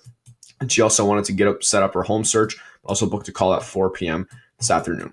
So you can see it's pretty simple, but you want to make sure you're getting those qualifications. Either you, your ISA, your virtual assistant, just somebody needs to be calling these leads, because this wasn't just self-booking. This lead or this client would never have been in touch with Amy if we didn't actually have a back-end follow-up system in place. So that's something that you need. It's not the most exciting, it's not the prettiest, but you definitely need it. Otherwise, you just miss out on opportunities, and Amy would have never got this client. And then the next part, basically, this was last Thursday. She said, yeah, we're about to go look at another house. Riley got pre-approved, all that stuff, amazing. And because their budget is $340K, if they do find a home at that price, it's about $8,500 in commission for Amy after spending $957. So that's a crazy ROI. That's like a 9 times ROI. So if you're able to spend $1,000 and get $8,500 back, I'm sure you would do that 10 out of 10 times. And that's the way that it works with ads. It's not a process where you're going to put in $100 and then get a $3 million listing in 20 days. Because when you think about it mathematically, I think I spoke about this in my last video or two videos ago, but you need to think about it based on, okay, the median home price in this area, let's say, is $400,000, and a good ad would be at least a 4 times return on investment, meaning you're putting in $1 and you're getting $4 back. So for example, if the median home price in your market, let's say, is $350,000, and from that you'd make about $8,500 in commission if you're taking 2.5%, you should be willing to spend, I don't know what this is divided by 4. You should be willing to spend at least $2,000 on these ads before seeing any results. Because even if you spend $2,000, I know that's scary for a lot of realtors, and it is definitely tough because you're putting that money up front without seeing any immediate return. But if you think about it this way, you're spending 2,000, that's still a 4 or 5 times ROI. Not 5 times. That's still a 4.5 times ROI if you're spending $2,000, which is more than a lot of realtors think they need to spend. But when you position it like that, I'm spending 2,000, I'm making 8,500 back. That's a good deal, and you're going to do that every day of the week. And who knows? Sometimes you might only spend $1,000 and you'll get that return. But it's the mindset that you need to be willing to hold out, not see results in the short term, to be able to let them flourish in the long run. So that's something that a lot of the realtors that I speak with, they have hesitations about. But once they say, okay, I'm going to do this, I'm going to commit to it for 30 days, or I'm going to commit to it for 90 days, I'm going to commit to it for 6 months, that's when you really reap the rewards. When you say, okay, I'm going to stick with this, and I'm not going to change the ads, change my ad budget just because they're not working 2 weeks. Right? You can see how fast it takes off, and the results increase over time. So if we're not sticking with this, we would have never even seen these. But granted, the appointment did come in the second week, which is also awesome. And that's definitely feasible, again, with the right system. So that's a quick recap on the process. Now I'm going to go into actually Amy. So Amy, she's great. She's super, super nice. Clients absolutely love her. You can see she owns a team, 78 5-star reviews on Zillow. She's a top producing agent. She's over 11 years of experience. And then, yeah, she owns a team. Just to give you a bit of background on her. So I'm just going to go over kind of why she chose YouTube ads. And this is just kind of recapping our initial call. So Amy's one of those realtors who tried literally everything: Zillow, mailers, Facebook ads, etc. You name it, literally everything. I speak to so many realtors who've tried so many things, and they kind of feel burnt out just because there is so much out there. It all sounds so good once you hop on the calls or you're watching videos like this, but they all kind of sound the same, which is unfortunate because you don't really know what to believe. But part of her success was her just ability to just invest in herself and her business and not try to do everything alone. I'm just saying that because she would always be doing something. She has multiple lead sources. She was doing mailers, Facebook ads, Google ads. She was doing it all, but she's constantly investing in herself. Even though she hasn't had great results with some stuff in the past, she knows that it's not everything. For example, like if you have a bad relationship with your ex and you break up, you have a heartbreak, you're not going to stop looking. You're not going to stop looking for love, right? You're not just going to say, okay, I'm hanging the boots up, I'm retiring from the dating scene, right? Like you get back in the game eventually. Even though you had a bad experience in the past, that doesn't mean that every person is going to be bad like that. So I think about this the same way, that not everything is bad. Of course, there are some bad apples, some scammers out there, unfortunately, but it's all about finding the right system for you. And that's a big part, is finding something that aligns with you and your goals. So what stood out about the YouTube ads to Amy was, number one, just the quality and intent of the leads. Because YouTube ads, you're able to target people actually in the market to buy or sell, not just scrolling around on their phone. And in the ads, the messaging is only calling out those people who are in the market. Right. So we're just basically filtering out every single person who's not a good fit, because we only want to bring in a handful of serious people. I'd rather have 2 extremely serious leads a month than 100 leads each month where you're spending hours each day following up with them just to find 1 or 2, right? Why would you not just take the 2 leads and leave the other 98 out? So that's kind of my thought process. And that's why I like these YouTube ads. Now, the next part is just getting them familiar with you before you ever speak with them. So that's a big part about the YouTube ads, is that, I mean, that's the power of video right there. The best way to build trust with people is, number one, having a conversation with them face to face over the phone. Second, of course, is video. And in this day and age, when everyone's online, everyone's on YouTube, it's the second biggest search platform in the world. That's the best way to just share your message one to many, because you're not having to have individual conversations with these people. You can record one video one time and have every single person in your area see it. So it builds so much trust. And you also use video on the back end, which that's a big part of my funnel. I'm not going to go over that in this video, but you can check out some of my other videos if you like. But that's the big part. You need a way to build trust with these people before you actually reach out. So there is so many advertising platforms out there, like Facebook, Google, even like Zillow and Realtor.com. Like, even though the leads may have intent, not really on Facebook and Instagram, but on Zillow and Realtor.com, the leads have intent. Like, I would say they're solid leads, But the problem still is they just don't know who you are. So it's just because they're just on Zillow. They haven't shown any interest in you. They don't know that you're going to be reaching out specifically, but on YouTube, they see you. You're the one in the ad. You're the one on the back end doing all of this stuff, building all this trust. And a lot of times they do choose to just book right on your calendar. So they know that they're going to be speaking with you because number one, they literally choose, or two, you say, hey, I'm going to give you a call, and you're actually on the video in the entire funnel. So they know, okay, this person's most likely going to give me a call. And then on the back end, you say, hey, and also look out for a call coming in from a local number. It's probably me. So you're warming people up, getting them familiar with you before you reach out, and it just makes the conversion process so easy. And not to mention as well, you do get kind of that local celebrity status over time where people are recognizing you, saying, hey, I saw you on my TV on YouTube the other day. And it's just those little things that add up, but it's just about getting in front of these people over and over. Now, the next part was just the opportunity. So most realtors aren't even doing YouTube ads correctly, or they're not even running YouTube ads in general. I would say 95% of my clients that I'm working with now have never tried YouTube ads. A lot of them didn't even know it was a thing before. But when you really have a system in place, so it just makes it such a good opportunity, because if nobody's doing it, it's obviously a bigger barrier to entry because there's not much to replicate out there. There's not many systems that you can just plug in. It's not like Facebook ads. You can just put out one ad. It's a lot harder to get in, but those people who do it correctly are going to get 95% of the results just because they're doing the targeting correctly. They have the right creative, they're calling out the right audience, and they have the right funnel and back-end system to actually turn these views into actual conversions, because that's what's important, is of course making money. So it's really a blue ocean strategy at this point. Nobody else is doing it. And even in the more competitive markets, a lot of times those ads work the best in those really big markets, which is kind of cool. But having said that, they literally work in every single market, from Vegas to tiny markets like Duluth, Minnesota, for example. It really doesn't matter. It's just having the right system and making sure you're testing and seeing which message resonates the most in your market specifically. So here's the strategy that we used, a really high level overview. So it starts with the targeting, YouTube ad, landing page, and then appointment booking.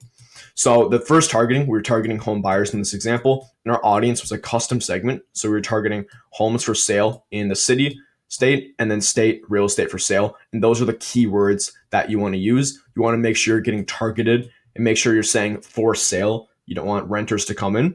One thing you can also do though is you can exclude certain keywords. So you can exclude keywords like rent. You can exclude hotel, because if they might be looking in the area, but they want a hotel. And just if they're searching other stuff like that, you can do Airbnb. I'm not going to try to write this Airbnb, but you get the idea. You can exclude stuff like that. So you know, okay, these people are looking to buy, because most of you don't want renters, I'm guessing. So that's the first part, is only targeting people in the market. Now, the next part of the ad is you're the hook, the body / value, and then the close. So the hook, you want to make sure you're calling out city home buyers. If we're going after Chicago home buyers, you need to call out who this ad is for, because you want everyone else who it's not for to just skip the ad, because we don't want to spend our ad budget on them. And with YouTube ads, if they skip it before the 5 seconds, because that's what these ads are, the in-stream skippable ads, if they skip it before that, you're not charged for it. So you want to make sure you're calling out who this is for, so that only those people are going to stay. Next part is the body / value. So you want to provide a valuable resource for these home buyers. And for this example, for Amy, we're offering an ebook. And that's a really good one. I mean, it works universally. It works with pretty much everything. But the caveat is you need an actual good ebook. I'm not talking about some ChatGPT copy paste ebook. You need to pull out your inner Dr. Seuss and write something valuable. Maybe don't rhyme in it, but make sure there's stuff of value in there.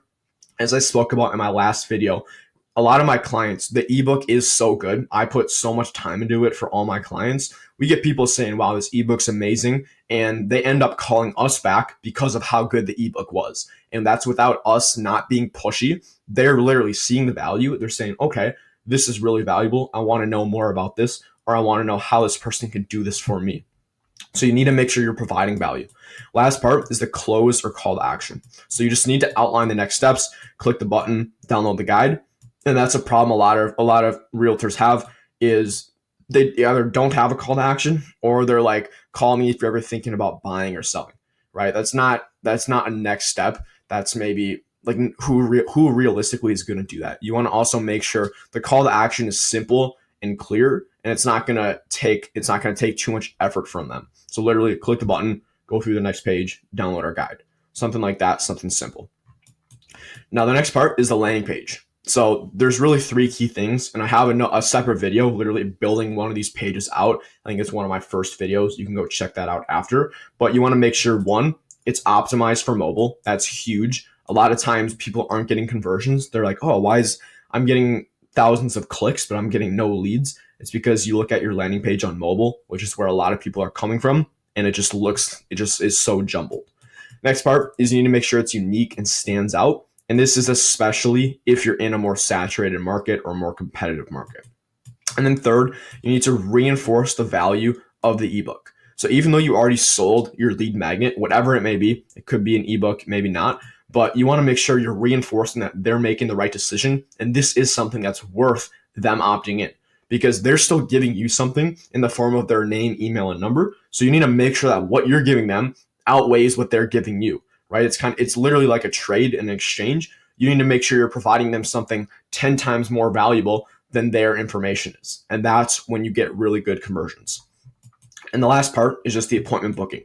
So a lot of them were self-booked appointments using that pre-sell video on the back end. Again, I didn't go into that in this video, but a lot of them are just inbound appointments without Amy having to reach out.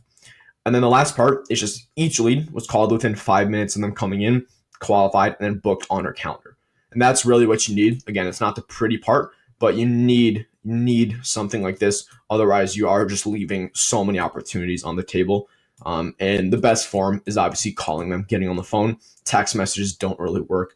For maybe 1 in 10 people, it does. But a lot of times you need to be calling these people.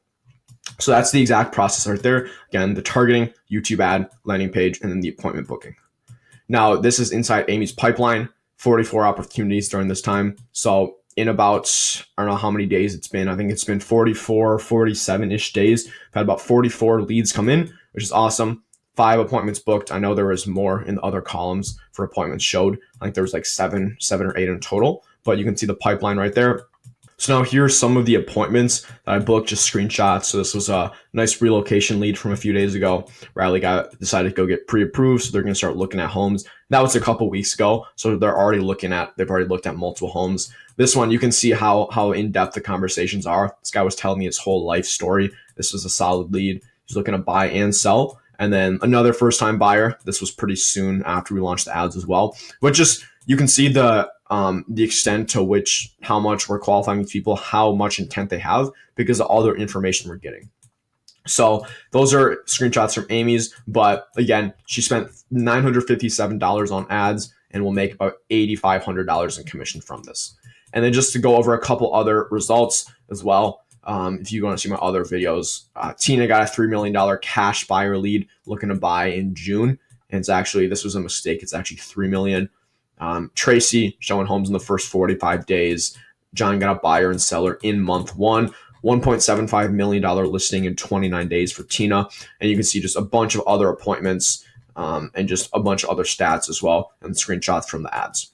And last but not least, Mike from Hamilton, Ontario signed an $850,000 listing on the 20th day of running ads together. I'll just walk you through exactly what we did. I'm going to show screenshots, of course, screenshots from the ad manager, kind of give you the data from the campaign, how I tested the stuff, kind of all the ads, the exact framework that we use for the ads, and then the entire funnel so you can just go ahead and copy it. And if you do want me to set all this up for you, feel free to check the link in the description at any point throughout this video. But let's get into it. Starting with the screenshot. So these, just so you know, I'm not just lying. So this was on May 15th. Mike sent this over, listing signed.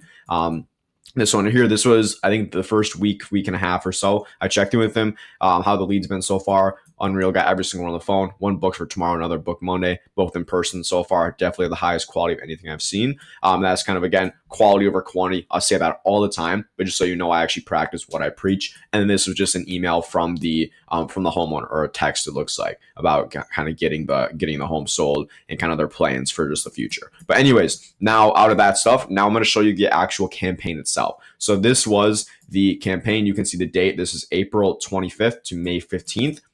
And you see over that we spent $1,400, about $1,500. The click-through rate, it was actually lower than usual. If you see, usually what I want to aim for is 1% and above. So for this campaign, actually, after the first couple days, I noticed the click-through rate was a bit low for the campaign compared to what it normally is, meaning 1%. It's less than 1%, which usually you're able to optimize that. So I had Mike go shoot a couple of the same scripts, just in a different background. And that's a little bonus for you guys. If you ever do want to kind of refresh your ads, but you already have a script that works. In my case, I do. I've spent a lot of money testing it.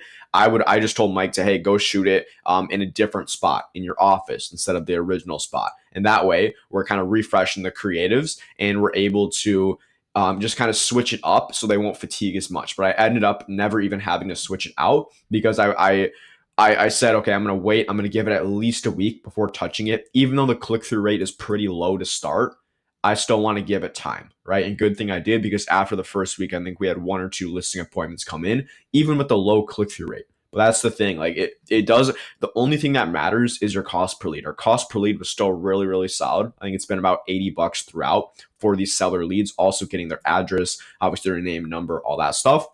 But that goes to show, like, you don't really need to pay attention to any of these metrics. The only ones you need to see are really cost per lead and your conversion rate. And if those are fine, you could care less about the click-through rate in the ad, right? Because if I would have changed this out, we would have maybe never got those listing appointments coming in, right? I think we've had 4 or 5 listing appointments so far from this, or Mike's had them. So that's the metrics from that. That's just one thing I wanted to preface. I think we've had, it says 31 conversions. And again, I always track the data manually. This is just a screenshot from the ad campaign itself on Google. I'm going to tell you, we haven't had 31. Actually, it may be in the cumulative of the number of leads and appointments. I think it's been about that, because some of the leads just book directly on your calendar, which I'm going to show you the funnel that we use. But it's realistic. I think it's been about, during this time, there's maybe 15 leads or something, or maybe like 12 to 15 leads. Now, impressions wise, we got 116,000, which is pretty crazy.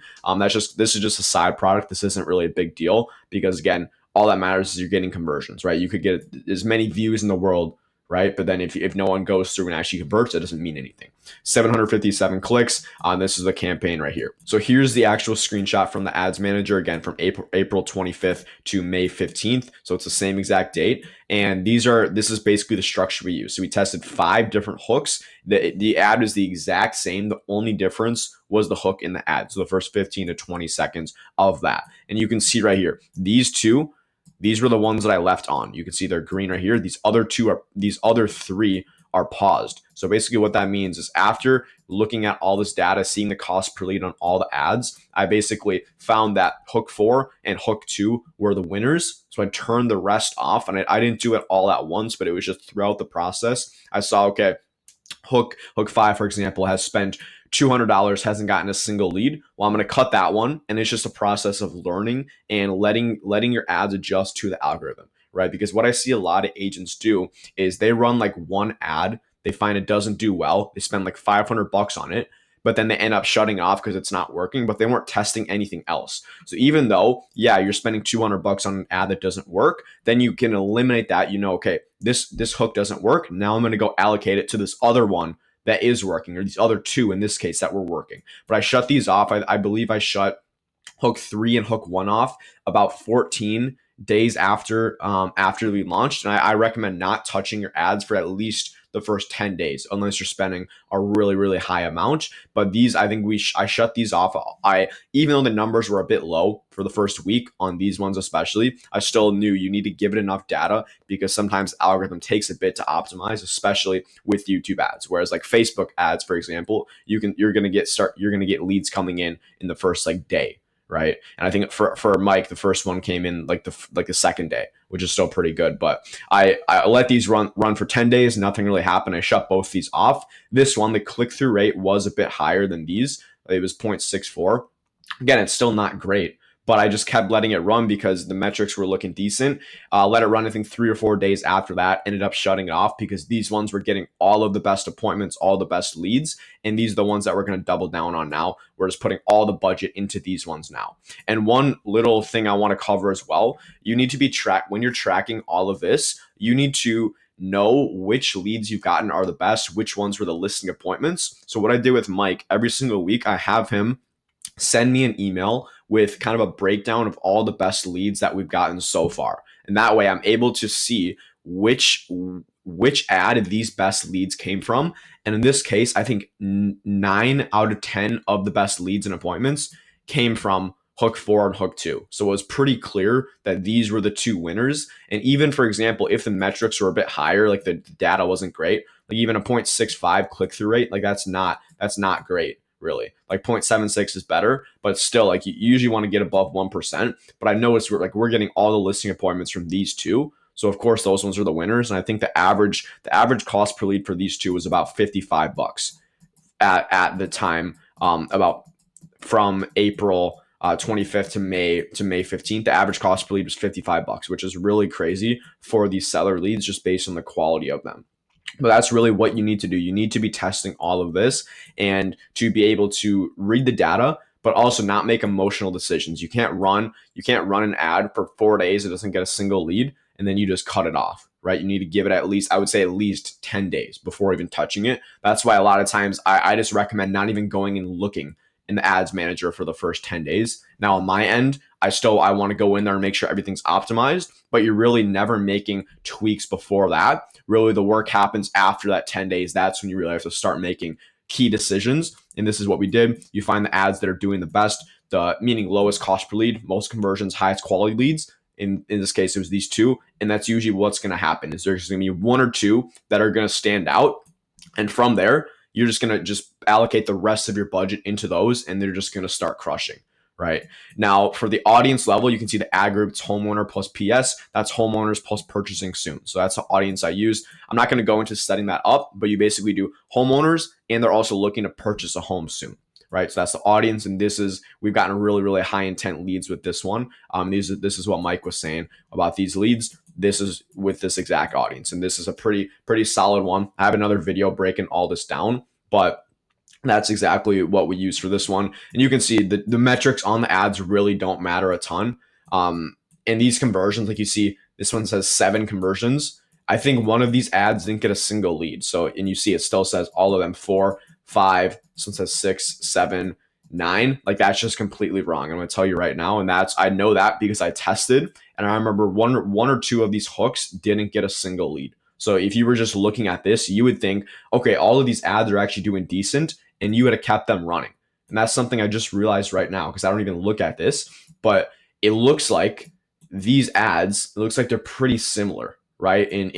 For the number of conversions, but I'll tell you hook 4 and hook 2 got probably 95% of them. But if you're looking at it like this, hook 5 looks like it got 7 conversions when it really got like 1, right? So you would be tricked into keeping this one running because you think it's doing well, and then you end up just wasting your money. But also the opportunity cost is massive because you could have been putting it into the ads that were actually working, like hook 2 and hook 4, but it looked like on the surface, because this one has 7 conversions, that it was doing well. You end up putting all your budget into it and you end up losing out on maybe a listing opportunity because you didn't put it into the best ad. So you just need to be tracking all of it manually. I recommend I do it each week. Go and track all the data. You'll see all the real metrics, but also you need to set up the UTM tracking on your ads. And if you want me to send over the little piece of code that you use in the ad level so you can do that, just comment tracking below and I'll send you the exact piece of code or a document with it in there, because it is really important that you have it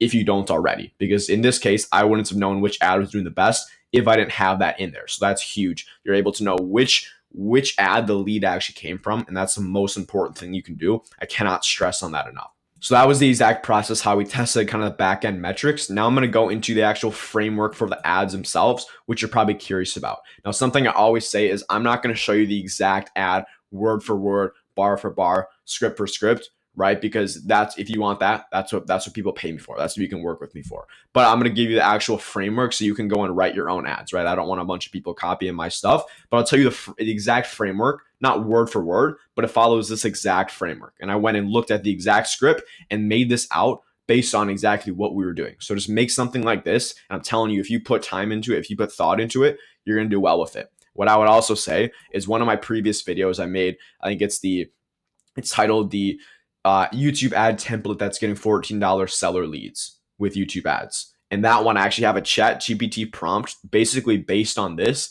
that goes and just makes one for you with hooks to test as well. But if you don't want to check that one out, I recommend it. What you can do is I recommend just copying the stuff I have here and saying, hey, ChatGPT, you're an expert YouTube ad marketer, make me a ad that has all of these different components and just write all of these. Make me one with a hook, with a body, with a close. In the hook, do 5 different hooks to test and just put down all the bullet points that I put. And I'm telling you, your ad is going to do really well because that's the exact framework that we used for Mike right here. Now, a big part, again, you need to be testing it, but you literally have ChatGPT give you different hooks to test. So now getting into kind of how it all works. There's the hook, there's the body, there's the close. The hook's the first 15, 20 seconds. If you understand or you're used to kind of videos, social media marketing, that sort of stuff, you know the hook, that's the most important part of your ad. 80% of the ad is dependent on the hook, which goes to show in these ads. The only thing we changed was the first 15 to 20 seconds, and these ones got 95% of the listing appointments and the listing as well, right? So that's how important the hook is. So what you do though is you have 5 different hooks to split test. So you need to make sure you have a different angle for each hook. And I have more videos about this, but really the different angles there are, and I might miss a few, so I'm just going off the top of my head. You have dream outcome. So they want to sell their home above ask price. You have an identity one. So you can be like smart homeowners in St. Paul are doing this, and you kind of tie it to the identity. You have a bold statement where you can say, hey, you can sell your home for whatever over asking price with this. So you say, John sold his home over asking price with this. You also have social proof. I'm missing a couple. You have a pain point as well. So you want to sell your home without it sitting on the market forever, without endless showings, and without having to spend thousands on repairs. So you see the different angles I'm getting at, but you want to make sure with your hooks that you have different angles. Otherwise, that defeats the purpose of testing it. Next, in each hook, where I notice all of them call out the specific area that we're actually targeting. So in Mike's case, we were doing Hamilton, Canada, or in Ontario, Hamilton, Ontario, and every single hook actually calls that out. So if you're not doing that, that's a little thing you can do, but it just makes it so much more relevant, right? Because if you live in, I don't know, just if you live in Minneapolis, right? If you live in Minneapolis and someone says, hey, are you thinking of selling a home in Minnesota? It's like, well, yeah, I mean, I kind of am. But rather, if you see an ad that says, hey, are you thinking of selling your home in Minneapolis, right? Just the more specific you get, the more target it's going to be, the more relevant it's going to be to these people, the more it's going to resonate. And if you want to go a step further, you can even go specific neighborhood, specific zip code, specific county, and you can even get more specific than that, right? But you just need to make sure that you're calling them out in the hook itself, getting their attention, saying, hey, if you're this person, this is for you. The last part is the pattern interrupt. So by this, I'm not saying go like some of those Instagram reels you see where someone punts a ball at the camera, then all of a sudden someone's on the video, right? I'm not talking about that. You can try that. I haven't done it before, but what I am talking about is just a pattern interrupt by the way you're speaking. You're not making it seem like an ad. You make it seem authentic. You make it seem genuine, and it's not like a salesy commercial like your typical pushy realtor, right? You're here to resonate with these people. So you need to just kind of like, they're going to see it and they're going to be refreshed because you're not just trying to hard sell them. And that's the big thing. There's not really a key thing that you do. It's kind of just throughout the ad, the tonality, the way you talk. It doesn't sound very salesy. It doesn't sound pushy, but also just sounds natural. Like you're just talking to a friend. And that's really the formula for a winning hook. And then again, you have 5 different ones. You have to test all of those. Now, next, the body. This is the middle part of the ad. And I think this is honestly can make or break an ad. You, of course, need a good hook, but a lot of people get the body wrong when they do have good hooks. Now, the main thing I see is they don't position their offer as kind of a newer, unique way. They maybe say, oh, we have this, it's beneficial because X, Y, and Z. But it's like people want, a lot of people have seen everything. They want to see how is this different than what's out there, than what I've tried in the past, than what all these other agents are advertising, right? If you think about what other realtors are advertising nowadays, they're doing get your free home valuation. If you're thinking of buying or selling, give me a call. Get a free list of homes. That already eliminates, that's already 90% of realtors right there who are advertising. So first, if you're not doing that, you're already ahead of the curve, but you also need to position your way as kind of a different, more unique way. And I'm not saying you need to have some crazy unique cash offer method. That's not what I do with the agents I work with. But it's just simple stuff that applies to these homeowners that they're like, oh, I haven't seen that before. That's interesting. That sounds different. And that's exactly what you want to do. And that's exactly how you get conversions coming in. It's because they say, oh, okay, this sounds interesting. You need to build curiosity. That's the main thing.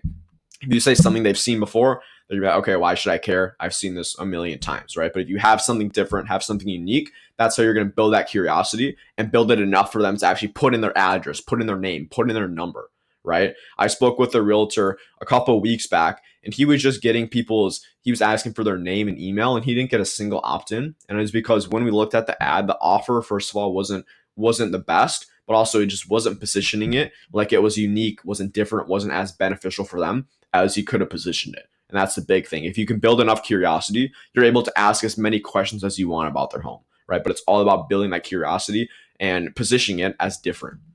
Now, the next part is dream outcome. You want to tie it to their dream outcome. So I recommend writing this down. What I always like to do for an ad is start with the ICP. This is ideal customer profile. What you're going to do is just write down different bullet points about your ideal client, about who you want to bring in ideally, right? So you write down their age, their demographic, write down their income level, write down like the way they talk. But these are going to be things you're not able to target age, demographic, race, stuff like that specifically, right? Because the fair housing agreement. But what you can do is it's going to help you understand what these people want. Like an older person who's 7 years old, they want something different than a first-time home buyer, someone who has their first home and is looking to who's a doctor looking to buy a mansion. They're probably looking to downsize. So your message is going to be different and their dream outcome is going to be different. So you need to make sure you understand who you're targeting and have something tailored towards them. Now, the next part in it, and you're going to see this in the close as well, is just keeping it simple. That's the main thing. You want to make sure it's simple, it's clear. You're not using jargon that they're having to kind of decode and find out what it means, right? Just use simple terms that resonates with these people. And like an example is President Trump, whether you love him, whether you hate him. I'm just gonna give a objective example. I know they did a study I think it was his first term, his first 4 years as a president. They analyzed his speeches, and the average vocab from his speeches was, I think, a third or fourth grade vocab. And that's probably why he wins elections, is because he's just clear. Everyone understands what he's saying. Again, whether you like him or not, but it's just you need to keep it simple. So what you can do as well in your ChatGPT prompt or when you're writing your ads, if you see big words in there, try to, number one, make it more concise, but also just make it more simple. Like would my 12-year-old son understand this, right? And then if no, then I would change it, because people really, it's not insulting them either, but you want to make people think as little as possible, because when you think, you actually burn calories with your mind, and people don't like to do that, right? No one wants to put in more work. So just make it super simple, make it dream outcome oriented, and then also have your first soft call to action in there. So what I mean by that is you're not saying, hey, if you're XYZ, you want an XYZ outcome, click the blue button, you're going to go to a page that looks like this. That's a longer call to action. I'm just saying, like I did in the beginning of this video, I'll show you an example right now. Hey, if you want me to implement all this for you, feel free to check the link in the description, book a call with me. We can kind of go through how this all works. That's a soft call to action right there. You're going to see I'm going to do a little bit of a longer one at the end of this video, but that's exactly why I don't want to interrupt the entire video by having a call to action, a long one, and you're like, okay, this dude's just trying to sell me. I'll tell you right now, I'm not. But you want to make sure that, hey, if you are ready to take the next step, you know what to do, which in this case, for this video, is going to booking a call with me. But for your ad, it's going to be clicking the button, going to the landing page. But again, you don't want to make it seem like the whole ad is tailored towards that. Of course it is, but you want to provide the value first, and then you can have that longer call to action. That's how you structure it. Now, the last part is the close. This is basically where you're kind of tying it all together and making sure you kind of have that next step for the conversion.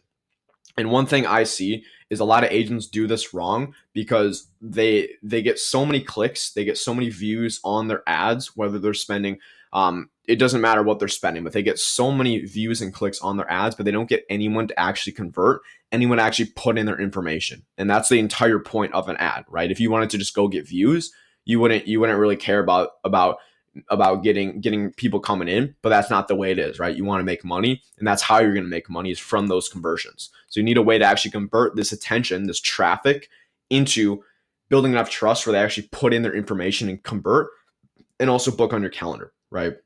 So the first thing you want to do is add some B-roll of your landing page. I always say that, but this is one of the easiest things you can do to increase the trust and increase the conversion rate on your ad. If you show them, hey, you're going to click the blue button, you're going to go to a page that looks like this, and you literally show them somebody opting into your ad, somebody on the exact landing page, then they're going to know exactly where they're going. That's going to build so much more trust, but also congruency, because they know, okay, I'm in the right place, right? So make sure you have that in there.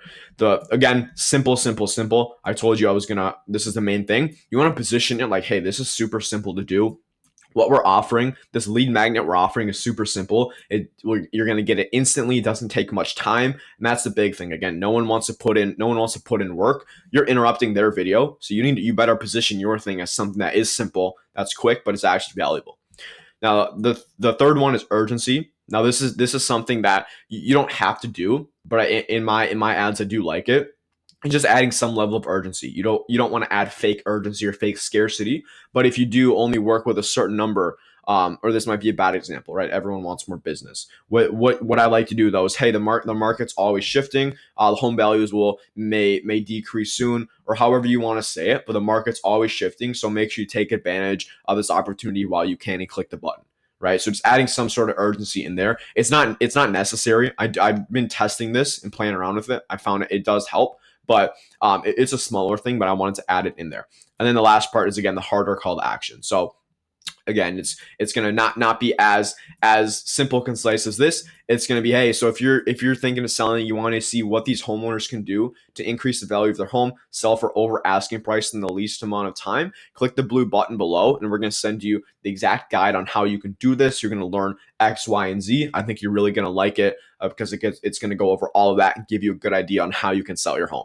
And you can see how that's a very different call to action than the first one. This one's just very more concise. It's not as, hey, do this, this, and this. You're telling them now, hey, go click the button, go to the next page, sign up, and you're going to get this, and you're going to like it because X, Y, Z, right? And that's the exact structure we use for these ads.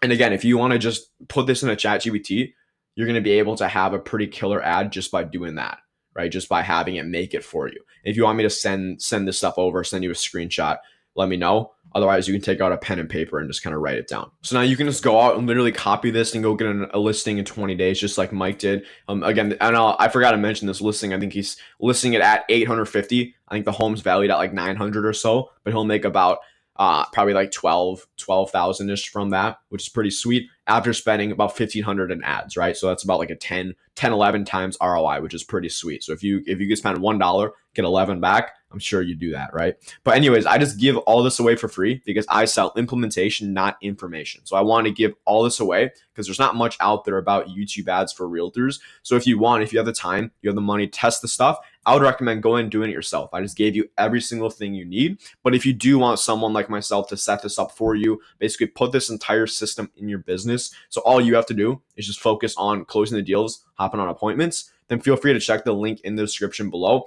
Book a quick chat with me. We'll just go over what you're looking to get out of it, your capacity, how many listings you're able to actually take on, if your market's available as well, because I do work with one agent per market. But then also we'll just kind of go from there, see if it is a good fit on both ends, because I want people who are confident in the system and I see potential to work with in the long run, because that's the whole point. But if you do want me to set this up for you, or at least learn a bit more, check the link in the description and book a quick 15-20 minute chat with me, and we'll go over all the details and stuff like that. That's it. The most in-depth, step-by-step YouTube ads training built specifically for real estate agents. You now have everything. The exact script that actually converts, the right targeting for both sellers and buyers, a full campaign built from scratch, the funnel, the automations, the testing, and real world proof this system works. So whether you're brand new or already running ads, you should feel confident building a system that actually gets you results without guessing, wasting budget, or relying on outdated advice. But remember, watching a course isn't what gets results, implementing it is. So here's your next step. You can absolutely take everything I've shared and build this yourself if you got the time to set it up and dial it all in.